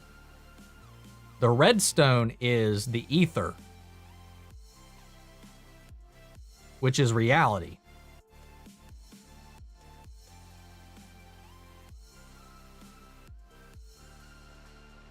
Yeah, and if any of them were based on the stones, the soap would be the Mind Stone based on the tie to Agents of S.W.O.R.D. I think it's funny how Agnes was the only one in the area that talked to Vision. Yeah, before we got a bunch of people in there, that was something I mentioned too. Because nobody else, that's why I was like, continue to think Agnes is still suspect, because At that point, no one else has any cognitive functions whatsoever. But she was able to drive that far where anybody else was already frozen. She should have already stopped her car well before she even got to that point if she didn't have some kind of ability. And I think that, and she was also the only one that actually responds physically and verbally to Vision and his prompts. So, honestly think Agnes was faking it. I think there was definitely something to what Agnes was saying that was all intentional. Yeah, I think red reality, blue space, purple power. Yep. Yellow's mine, orange soul, green time. Got it. You nailed it. Yes, she did, Sandro. She was definitely putting on a performance for Vision. Because it just doesn't make sense. Like, she's not the type of person to crack. We know she's been aware this whole time. So I don't know why she would just be like, dead. Dead. Dead. And just like doing all of that and then cackling like a maniac when she's been fully aware of everything that's been going on for right now. I think she did exactly what she think would have gotten a rise out of Vision, because maybe she knows Vision's the only one that can kind of, at this point, maybe she's figured out he's the only one that is kind of unaffected by this whole manipulation. Maybe that's because he's not organic. Unlike everybody else in there, he's an android, man. She's also the main star of the credits with the kids. Yep. Also, Wiccan shows that he's stronger with Wanda, at least with his awareness, because she's unable to sense Vision's emotions or where he is, but Wiccan, Billy's able to pinpoint in on where he is, feel him, and hear him. So, we'll see. Exactly. She knows more than the rest, as Pietro too. Reckon Monica sees Captain Marvel as someone who just left her and her mom alone because she didn't have to leave for missions in space. She must have been away for a very long time, so Monica feels betrayed. Another theory is that maybe on one of these missions that her mother went with her on one of these, and maybe some space radiation is what actually gave her mom cancer. I think the beef between them is Monica's that Karen didn't visit her mom during her cancer. Yeah. The Vision being pulled apart instead of just reverting to his dead form. I think he's been fabricated instead of simply reanimated. It definitely raises some questions as to what the barrier did to him. It might also be tied to Wanda herself because she doesn't want him to leave the barrier. So it's actively trying to keep him inside of it too. I'm just thinking of this. Because when Monica got launched out of it, like she couldn't get back in. But then again, the barrier had this weird suction thing before Monica ever got involved, where it was like she touches it and just like pulled her in, which I thought was weird. The way the barrier is interacting with people both inside and out, I think is weird, but I think it's intentional how it's acting. I don't know. It definitely raises some more questions. One of the teasers, Monica had her suit from the comics. Did she? Unless it was one of the ones that came out before the show started, I have not watched any of the trailers or teasers or anything that preview the upcoming episodes to try to keep the reactions as pure as possible. So I don't remember that. If it was in one of the original trailers, I didn't see it. If it's in one of the new ones, I definitely didn't see it. Because I've been avoiding those like the plague.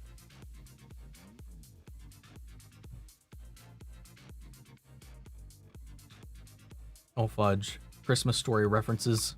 Skrull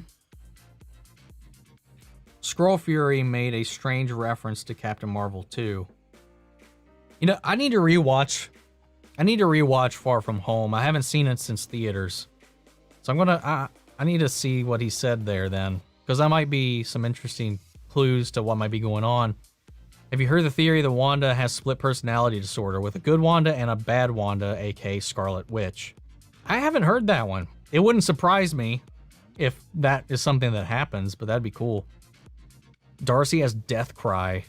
possibly, going by the red symbols as in the promo that has all the TV screens stacked.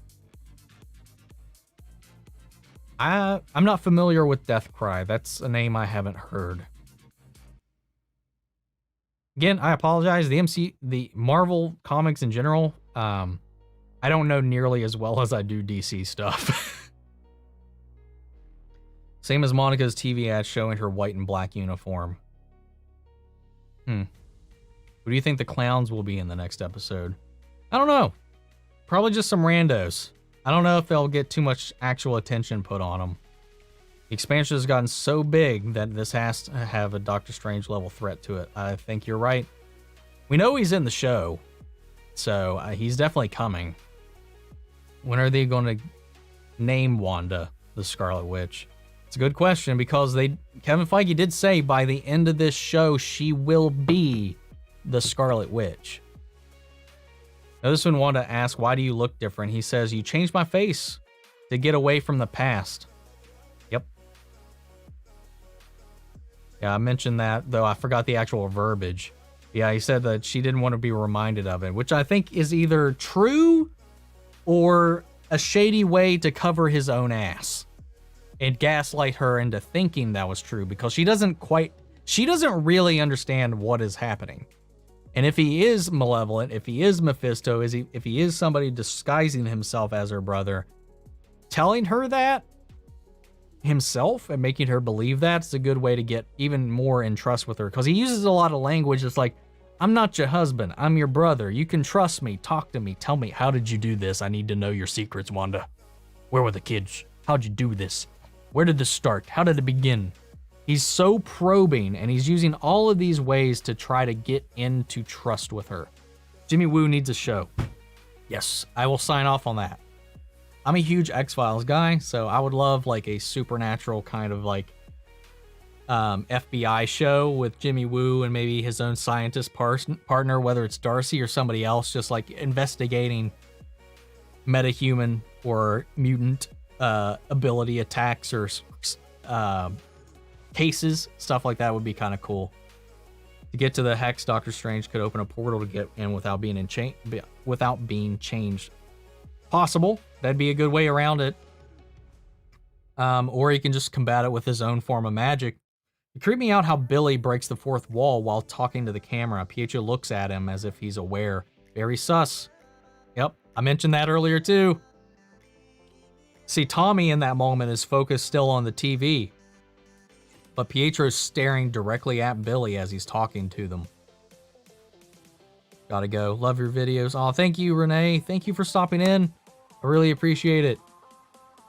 Guys, if you all have any theories or anything you want to pose, feel free to add me on Twitter or Instagram and just shoot me your thoughts as these things are coming about. No spoilers, please. I beg of you, because I like I said, I don't watch these teasers for the next episodes because I like having some idea or little to no idea as possible of what's coming in the next episode. Maybe Monica already has powers for some years but doesn't know it. Because in episode 3, I think she got pushed through 3 walls and fell from a large height and no cracks and no stitches.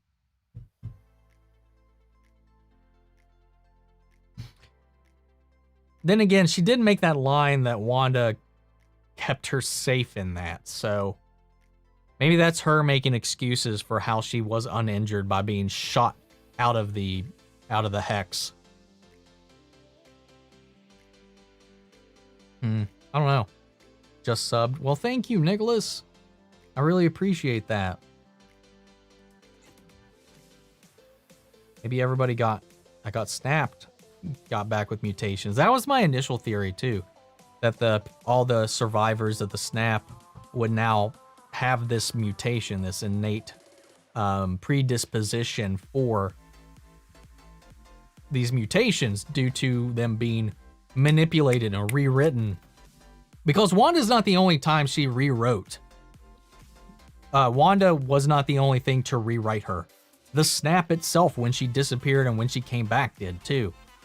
It's all in her cells, man. That could apply to everybody that's been snapped, no matter what age they are, who they were, anywhere. they could now be affected and mutated and given that gene that will become the X gene.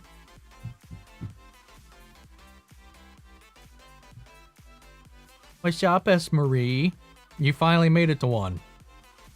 Surely the new people that have been caught up in the Hex will not have much control of their thoughts, so people like Darcy surely can't do much in the Hex now, unless Wanda can't control everyone. If it stays consistent with what we learned in this, like I said, unless she got more powerful in this moment of rage and emotion, we've seen that she can't control people that far out. And Darcy and those soldiers are farther out than she's able to control.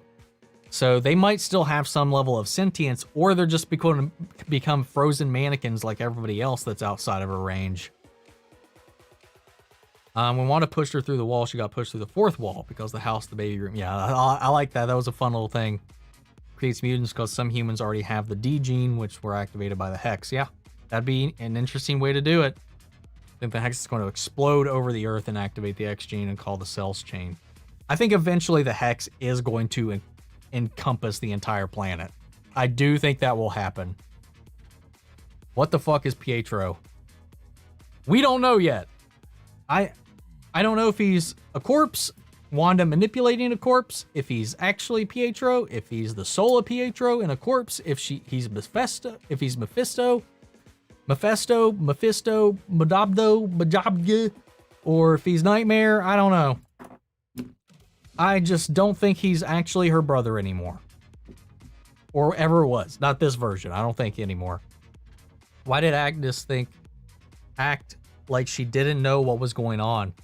I think she did that specifically because Vision was right there. I don't think she wanted to let on that she knows what's going on. And I think she said, exactly what she knew would provoke Vision further into into escaping or whatever, or attempting to escape. Just rewatch Quicksilver scenes from Age of Ultron. He's funny, but serious. You think it's pointless comparing him to Evan Peters. Even they directed different Aaron can do comedy. Look at Kick-Ass. No, I don't blame Aaron Taylor Johnson for any of the issues that a lot of people might have with him. I just think in general, Evan Peters is a better actor, and that's my opinion. And everything I've seen both of them in Kick-Ass and everything, and like American Horror Story, Sleepless, or not Sleepless, Sleepover. Just everything I've seen Evan Peters in, I just have a personal preference for Evan Peters regardless. Call it a man crush, if you will. I've even cosplayed as his Quicksilver, which I included in my last reaction. A little glimpse of that for anybody that didn't skip to just the reaction. I know you all do it. I know you just watch that bit and then leave. I'm on to you.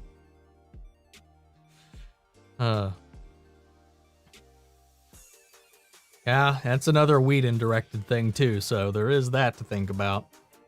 How will Vision deal with seeing the outside, and will Wanda get that out of his mind? I don't know, man. The way you said that, like, what the fuck is Pietro? I don't even remember how I said it now at this point. Now maybe this could lead into Ultimatum. Could be. Why do you think Darcy and Agnes are the same? What? Why do people think Darcy and Agnes are the same? Do people? Do people? I haven't heard that if anybody's said that they're the same person. From the Ultimate Universe. Could lead to the Ultimate Universe. Maybe? I hope not, because in the Ultimate Universe, Wanda and Pietro is a little questionable. I don't know, man. I think Vision, if he does remember what just happened, he's definitely going to break down even further. I think Wanda wanted Monica out of the bubble. When Wanda left the bubble, she basically threatened Monica. Yeah, she did. Was Wanda able to piece together the Mind Stone in Vision's head, or is he powered by Wanda? I think he's powered by Wanda.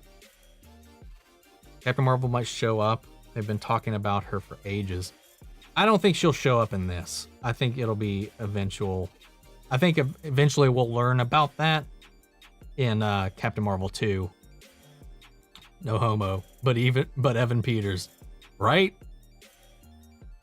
Agnes is Darcy. We just saw the beginning of WandaVision. What is this? We just saw the beginning of WandaVision. That's this. How did we see the beginning of WandaVision? I don't understand that connection at all. Because we saw Darcy. We saw the beginning of WandaVision in episode 3. How do you think Wanda will react to Vision trying to leave the Hex? How old is the man? How old is that man? Oh my god, I remember watching him sleep over as a kid. Right, dude? He was channeling his inner... Well, without the lisp. He was definitely channeling a little bit of that, I think. Aaron Taylor Johnson didn't have much time as Quicksilver in the MCU either. So true.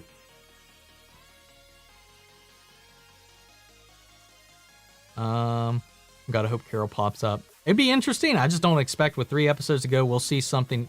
We'll see somebody as powerful as Captain Marvel show up in this whole thing.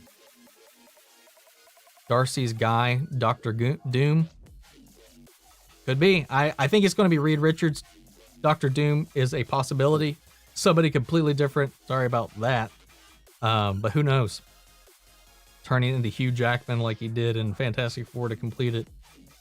It's a loop. Straight up. When you're watching S.W.O.R.D. is not the same timeline as WandaVision.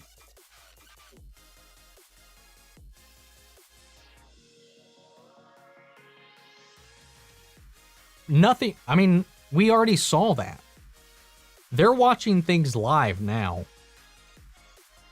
It's a loop. Where's the loop?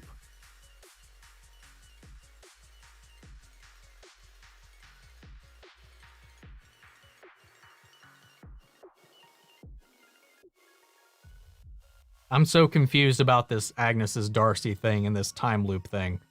Because everything is moving linearly. Yeah, everything in the time in the Hex moves at a different rate, but everything is still happening simultaneously. We're not seeing repeat episodes.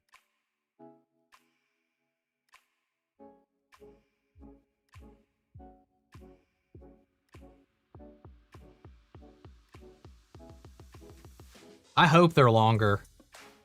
I mean, it's going to be harder for me to edit. If they are, I might have to actually call out of work. Because that's going to be rough. Editing those with 2 hours to go before having to go into work. This is going to take more time. S.W.O.R.D's next move has to be bringing in some Avengers. It's gotta be, man. I don't know what they could do. How could Agnes be Darcy? I don't know. Job do you have? I'm a manager for like an IT help desk. Fun stuff. But a lot of perks that come with that too, though. But yeah, we'll see. Crazy how the further away from Wanda you are, the more glitched out you are if you're not a main character. That could be part of it too. Baby Agnes had a little more sentience even that far out because she is a main cast member.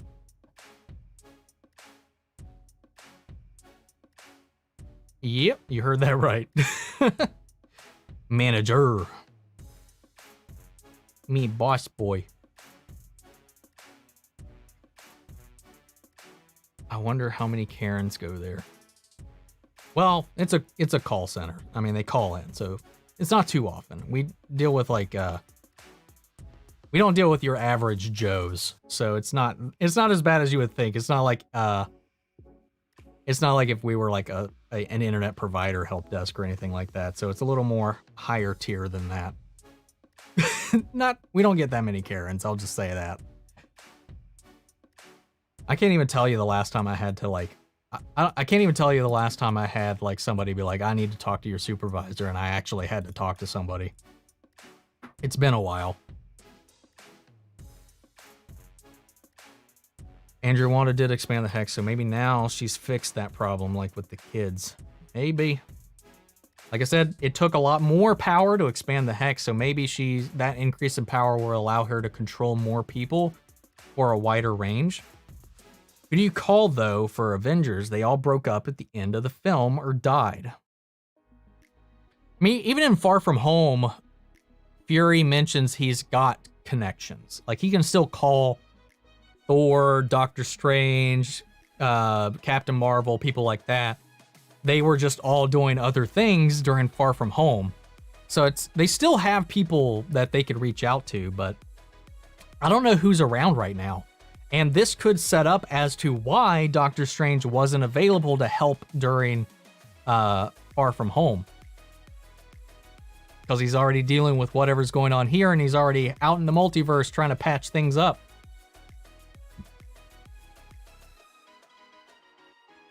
How's working during the pandemic? I don't know if it's the same in the UK, but over there. It's been weird. Not to get into too much real world stuff, but yeah, we've been back and forth. We've been back in physical buildings for a little while, then we had an infection, and then most of us are back home again for now, for the foreseeable future.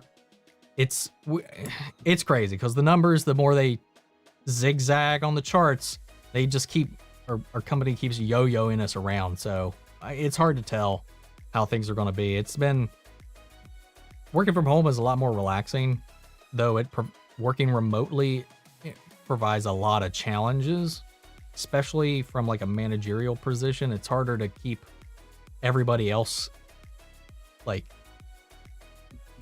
functioning to the best of their abilities when they're free to sit at home and do what they want to do if we're not keeping an eye on them. Anyway, we'll get away from that. Who would you cast as the older Speed, Wiccan, and Magneto? I cast Chris Waltz as Magneto. Ooh, that'd be cool. I don't know who I'd cast as them, really. I'm really bad with casting people because unless they're like a big A-lister, most of the time I don't remember a lot of people's names. I would like Grant Gustin to play Wiccan. I think that would be cool. Only like 5 people left. Jimmy Woo, Monica Hayward, and 2 other S.W.O.R.D agents. Next logical move is to call some Avengers. Definitely agree with you. Somebody's got to they need some backup.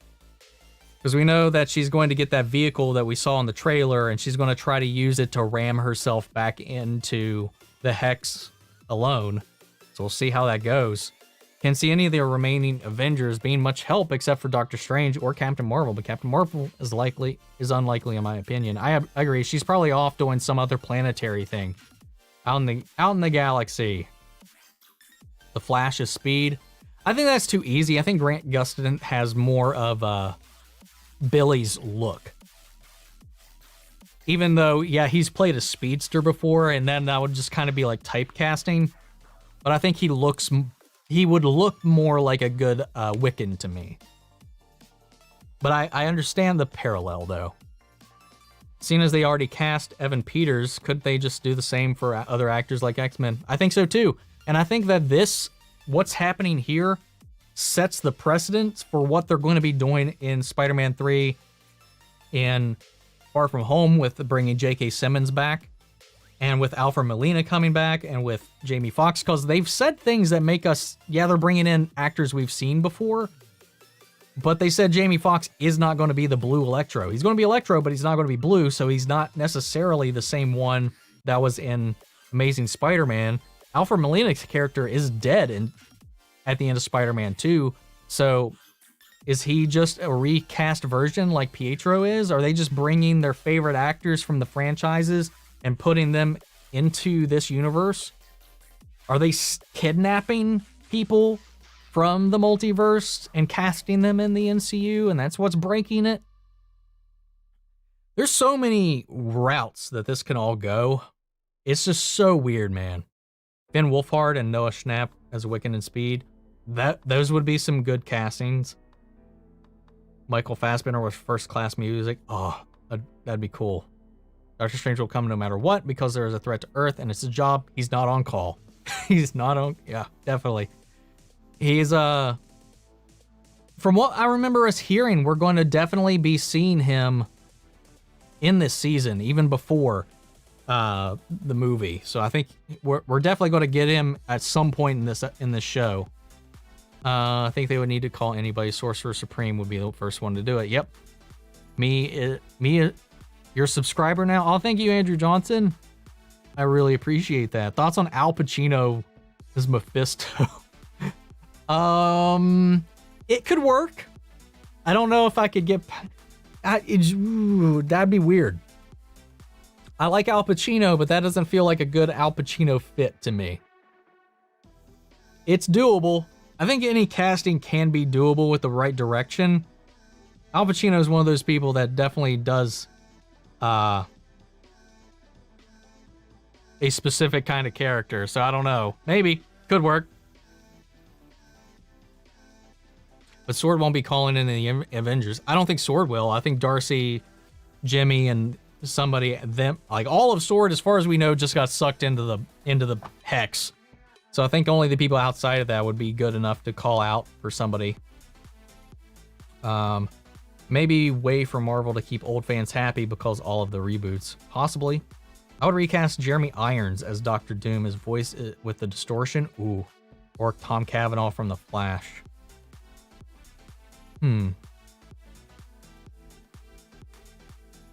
Both would have a really good voice for it, but I don't know about the... Oh!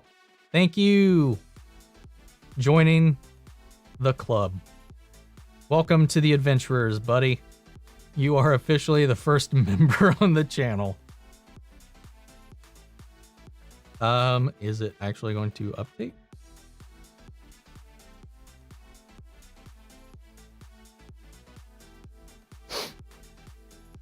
Join me. There you go. Together we can move the galaxy. A little bit of a delay on this thing.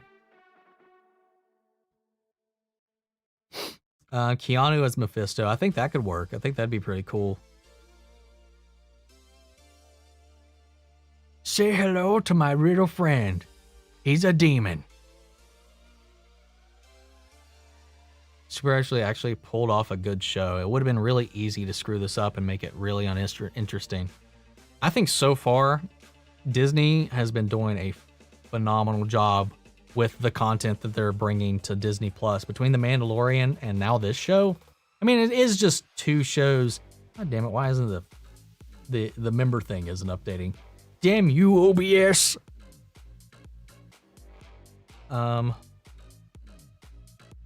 It's just, I don't know, it's weird. Hold on, I think I know what's going on. Boop, boop. There we go. Fixed it. All right. Hey, the way people say Captain Marvel and Doctor Strange are the only potential people to match Wanda when there's literally a god who almost killed a 6-stone Thanos. But he's not on Earth. He's off with the Guardians. Like, it's not that he wouldn't be powerful enough. I don't think anybody's saying that Thor isn't powerful enough to handle this. But he's just not really likely to show up. He's off parading around the universe with Peter Quill and everybody. What was that? Popped up. Oh, got a Twitch follower. That's what that was. Let me mute the Twitch stuff. There we go. Andy so far for Wu and Monica and Not to Remember Again, which we've seen. Shitpog. I think Doctor Strange will come. Yeah, I mean, Thor would be able to handle this, or at least put up a good fight, but he's not anywhere. He's not within range to be there. And I also think that's where Captain Marvel is. I don't think she's within range to be there and help and contribute. Keanu Reeves is in talk to be Kraven. I don't know how much I believe that, and I don't want that. I love Keanu Reeves, and I'm down for him to be in the MCU, but Kraven is not. The other way around. Keanu Reeves is not a good fit for Kraven the Hunter. That is my opinion, and I will die on that hill. I don't think he can play that character. There's way more characters that he could play other than Kraven, just if you want him that bad in the MCU. Or in Marvel in general. Maybe Evan Peters could play an older Speed as they changed his age and he could age him up and look. It could be. I thought about that too. I think I said that in the beginning of one of my reactions too, was that we know he's coming. We just got the kids. We saw them age. And I was like, oh, what if Evan Peters is just older Speed? And then at the end of that episode is whenever Peter showed up as Pietro. But I think that would be an interesting thing to see that they have come up. So we're definitely weaponizing Vision's corpse, which may lead to Wanda taking it. I think she might have found out what they were doing with this corpse, and that's why she broke him out, maybe. I wouldn't be surprised to see Wanda finally explain everything to Vision. Imagine the Marvel version of Office. Oh, yeah, we're going to get some Office-style stuff coming up soon. As far as, like, the single-cam kind of approach. Oh, I know Thor won't be there, but people are forgetting about it. Like I said, I don't think anybody's forgetting about how powerful he is. Because nothing I've mentioned, at least, has been based on power levels. It's just been based on who I think would be most likely to show up for the situation. And is tied into the characters. Wanda's got magic. Doctor Strange, magic. I mean, magic can equate to Thor too, but also we got Carol Danvers, who has a personal connection to S.W.O.R.D, to Maria Rambeau, and to Monica Rambeau. So it'd be like, that would make sense for her to call out to her. Yeah. Joe Manganiello as Kraven, I could buy that. I could actually buy that. But I don't think Keanu Reeves is not good for that role. There's so many better people he could play. He's, like, I love him to death, but let's be honest, he doesn't have a lot of range when it comes to being an actor. He plays a very specific kind of role very well, and that's why we love him in those roles. It took him a long time to get away from that Bill and Ted persona that he built for himself, and he finally did get past that, and now he's kind of stuck in this John Wick kind of spot, to the point where, like, even when they did Bill and Ted 3, while I loved it, he was still very emotionally restrained in his performance, very muted. Kraven is an eccentric character who needs a lot of emotion, a lot of eccentricness. It wouldn't be a good fit. Keanu Reeves as Ghost Rider, that's more doable. I don't know necessarily if he would make a good Johnny Blaze, but it'd be better. Do you have the same name for Instagram? I do. I because of my stupid one in my name, I have Omnimedia on every one of these platforms in the bottom here. So it is exactly as it's spelled under my nameplate here on every one of those platforms. Exact same spelling everywhere. So if you want to follow me, Twitch, Twitter, Instagram, anywhere, it's OMN1 Media. And that's a O, not a 0. That's why I put it on here all lowercase, so there wouldn't be any confusion. What do you think about Shuri? We have another theory ad commercial. It's about Infinity Gems. We talked about that earlier, that theory doesn't really match up. Because the Tesseract, because the the Mind Stone. The Mind Stone being the bomb blowing off and the timer and the explosions in Sokovia didn't make sense to me.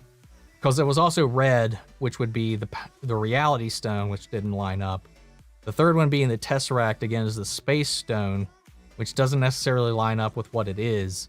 I don't know. I think each Infinity Stone is a commercial ad, doesn't necessarily make the best sense. I think some people are going to take in a little bit of a stretch. Plus, we got 9 episodes.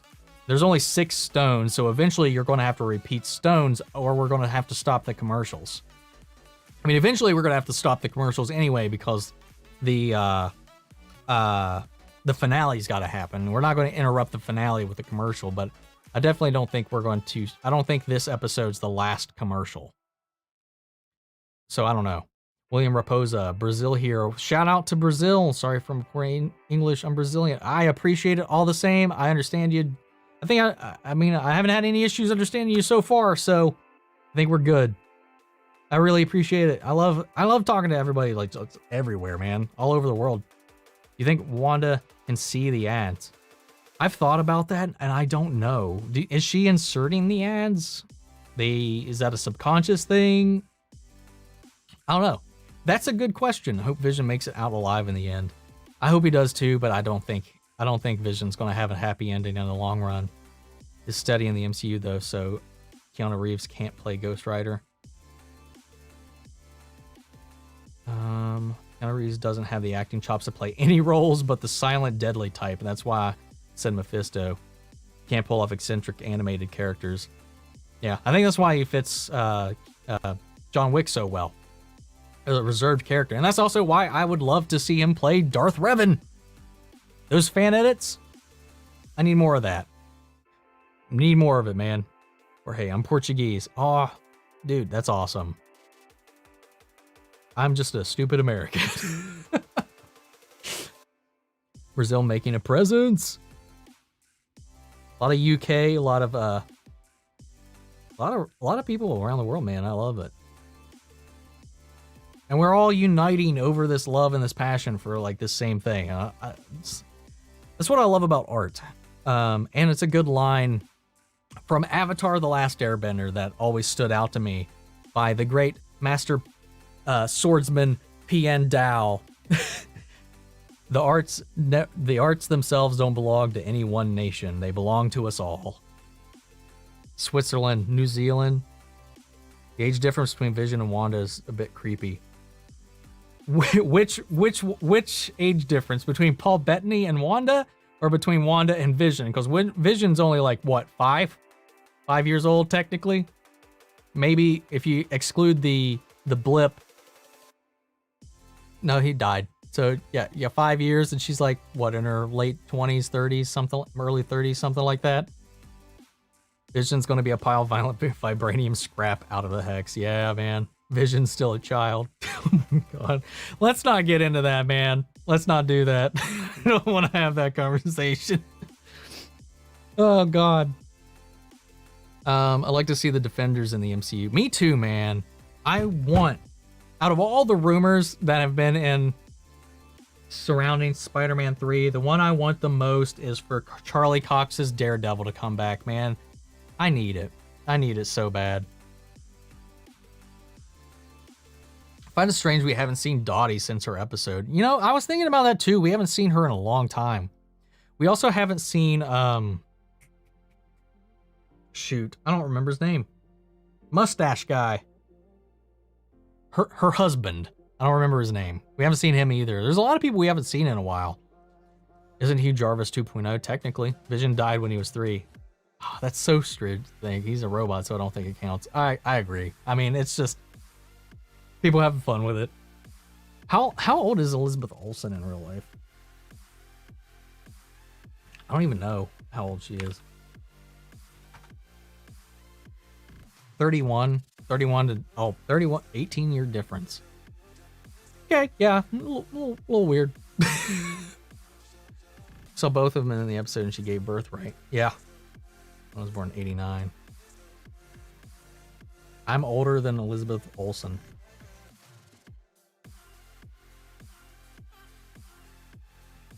Yeah.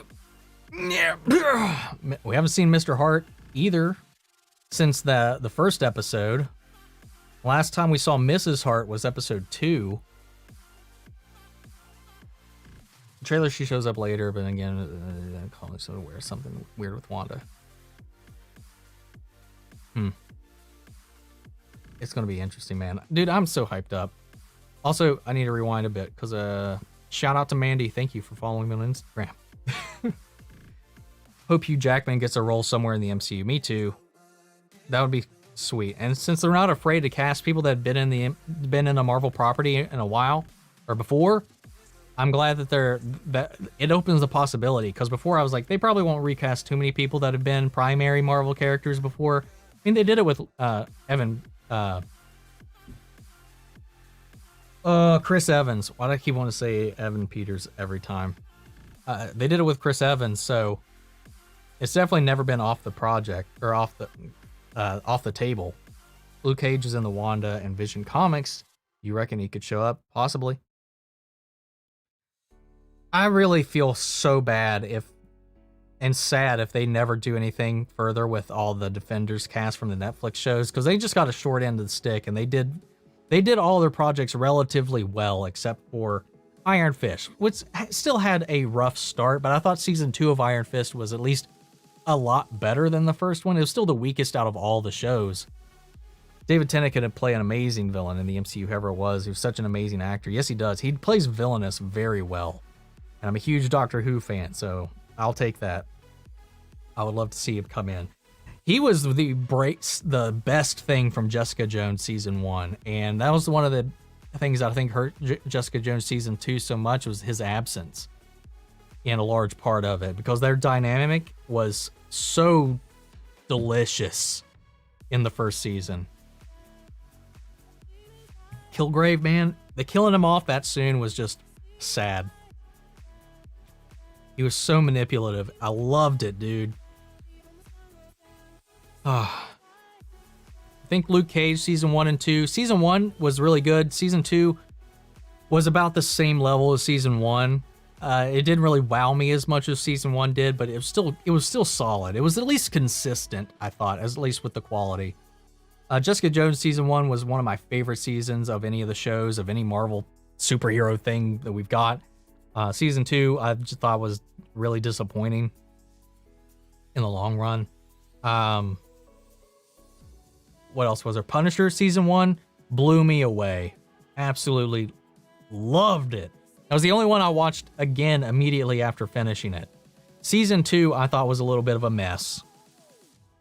I think they should have focused on one storyline or the other, because it bounced around and it felt really clunky to me in a lot of ways. A lot of good parts in it, a lot of good aspects to it, but it wasn't as solid of a follow-up as the first season was so strong. Daredevil, though, season 1, so good. Season 2, pretty good, not bad. Liked it a lot, liked Elektra, that whole dynamic stick and all that. And season 3 of Daredevil was just fucking fantastic.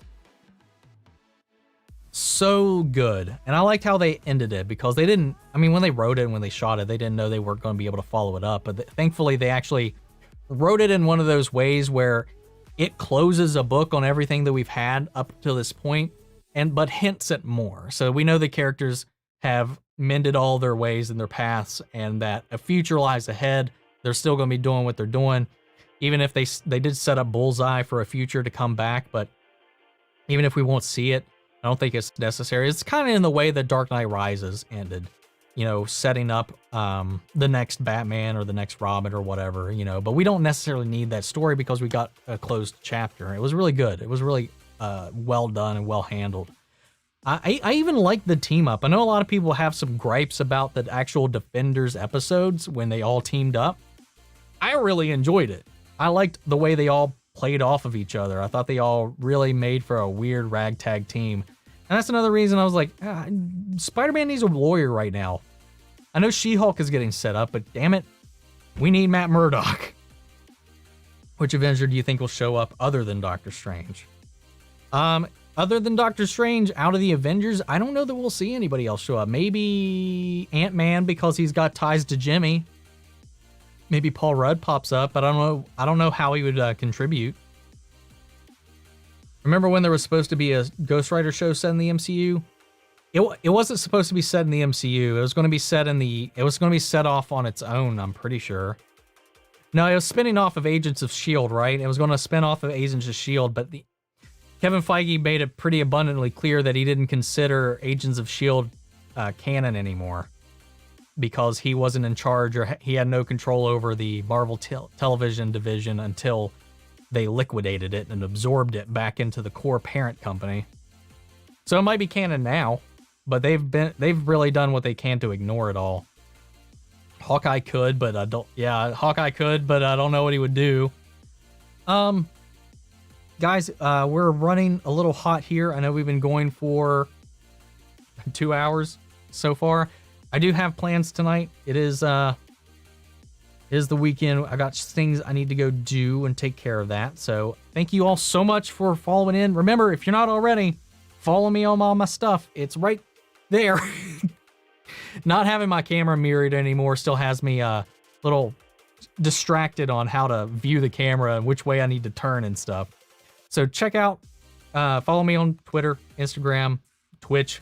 I'm streaming more here than I am on Twitch anymore, so it'll be pretty fun. Just Follow me on all the socials. Hit me up with your theories. You can even DM me any of the ones that you want to direct or comment them here on the video. I'm going to leave it up for you all. Thank you all so much for tuning in. After everything's said and done, I know a lot of people might be in bed by then, but I'm going to try to be back on later tonight to just play some God of War. So bring your questions you have for that, or we can just hang out and chill and talk about anything else. And then I'll also probably have a stream tomorrow too. I'm going to try to play more God of War today and tomorrow, so we'll see how that goes. Sugar Ray still holding the position for that amazing donation from last stream. Think Chris Evans will come back for a scene of the multiverse as Human Torch. I hope so. I would love that. That would be awesome. Do it. Do it. All right, guys. Thank you guys so much for hanging out and sharing your thoughts and give me so many more theories than we've had up to this point, man. It's so fun talking about this and bouncing ideas off. But yep, follow me on everything, and I'll catch you guys hopefully tomorrow, maybe one of the other streams, or at least next weekend when we talk about the next episode. Take care, everybody.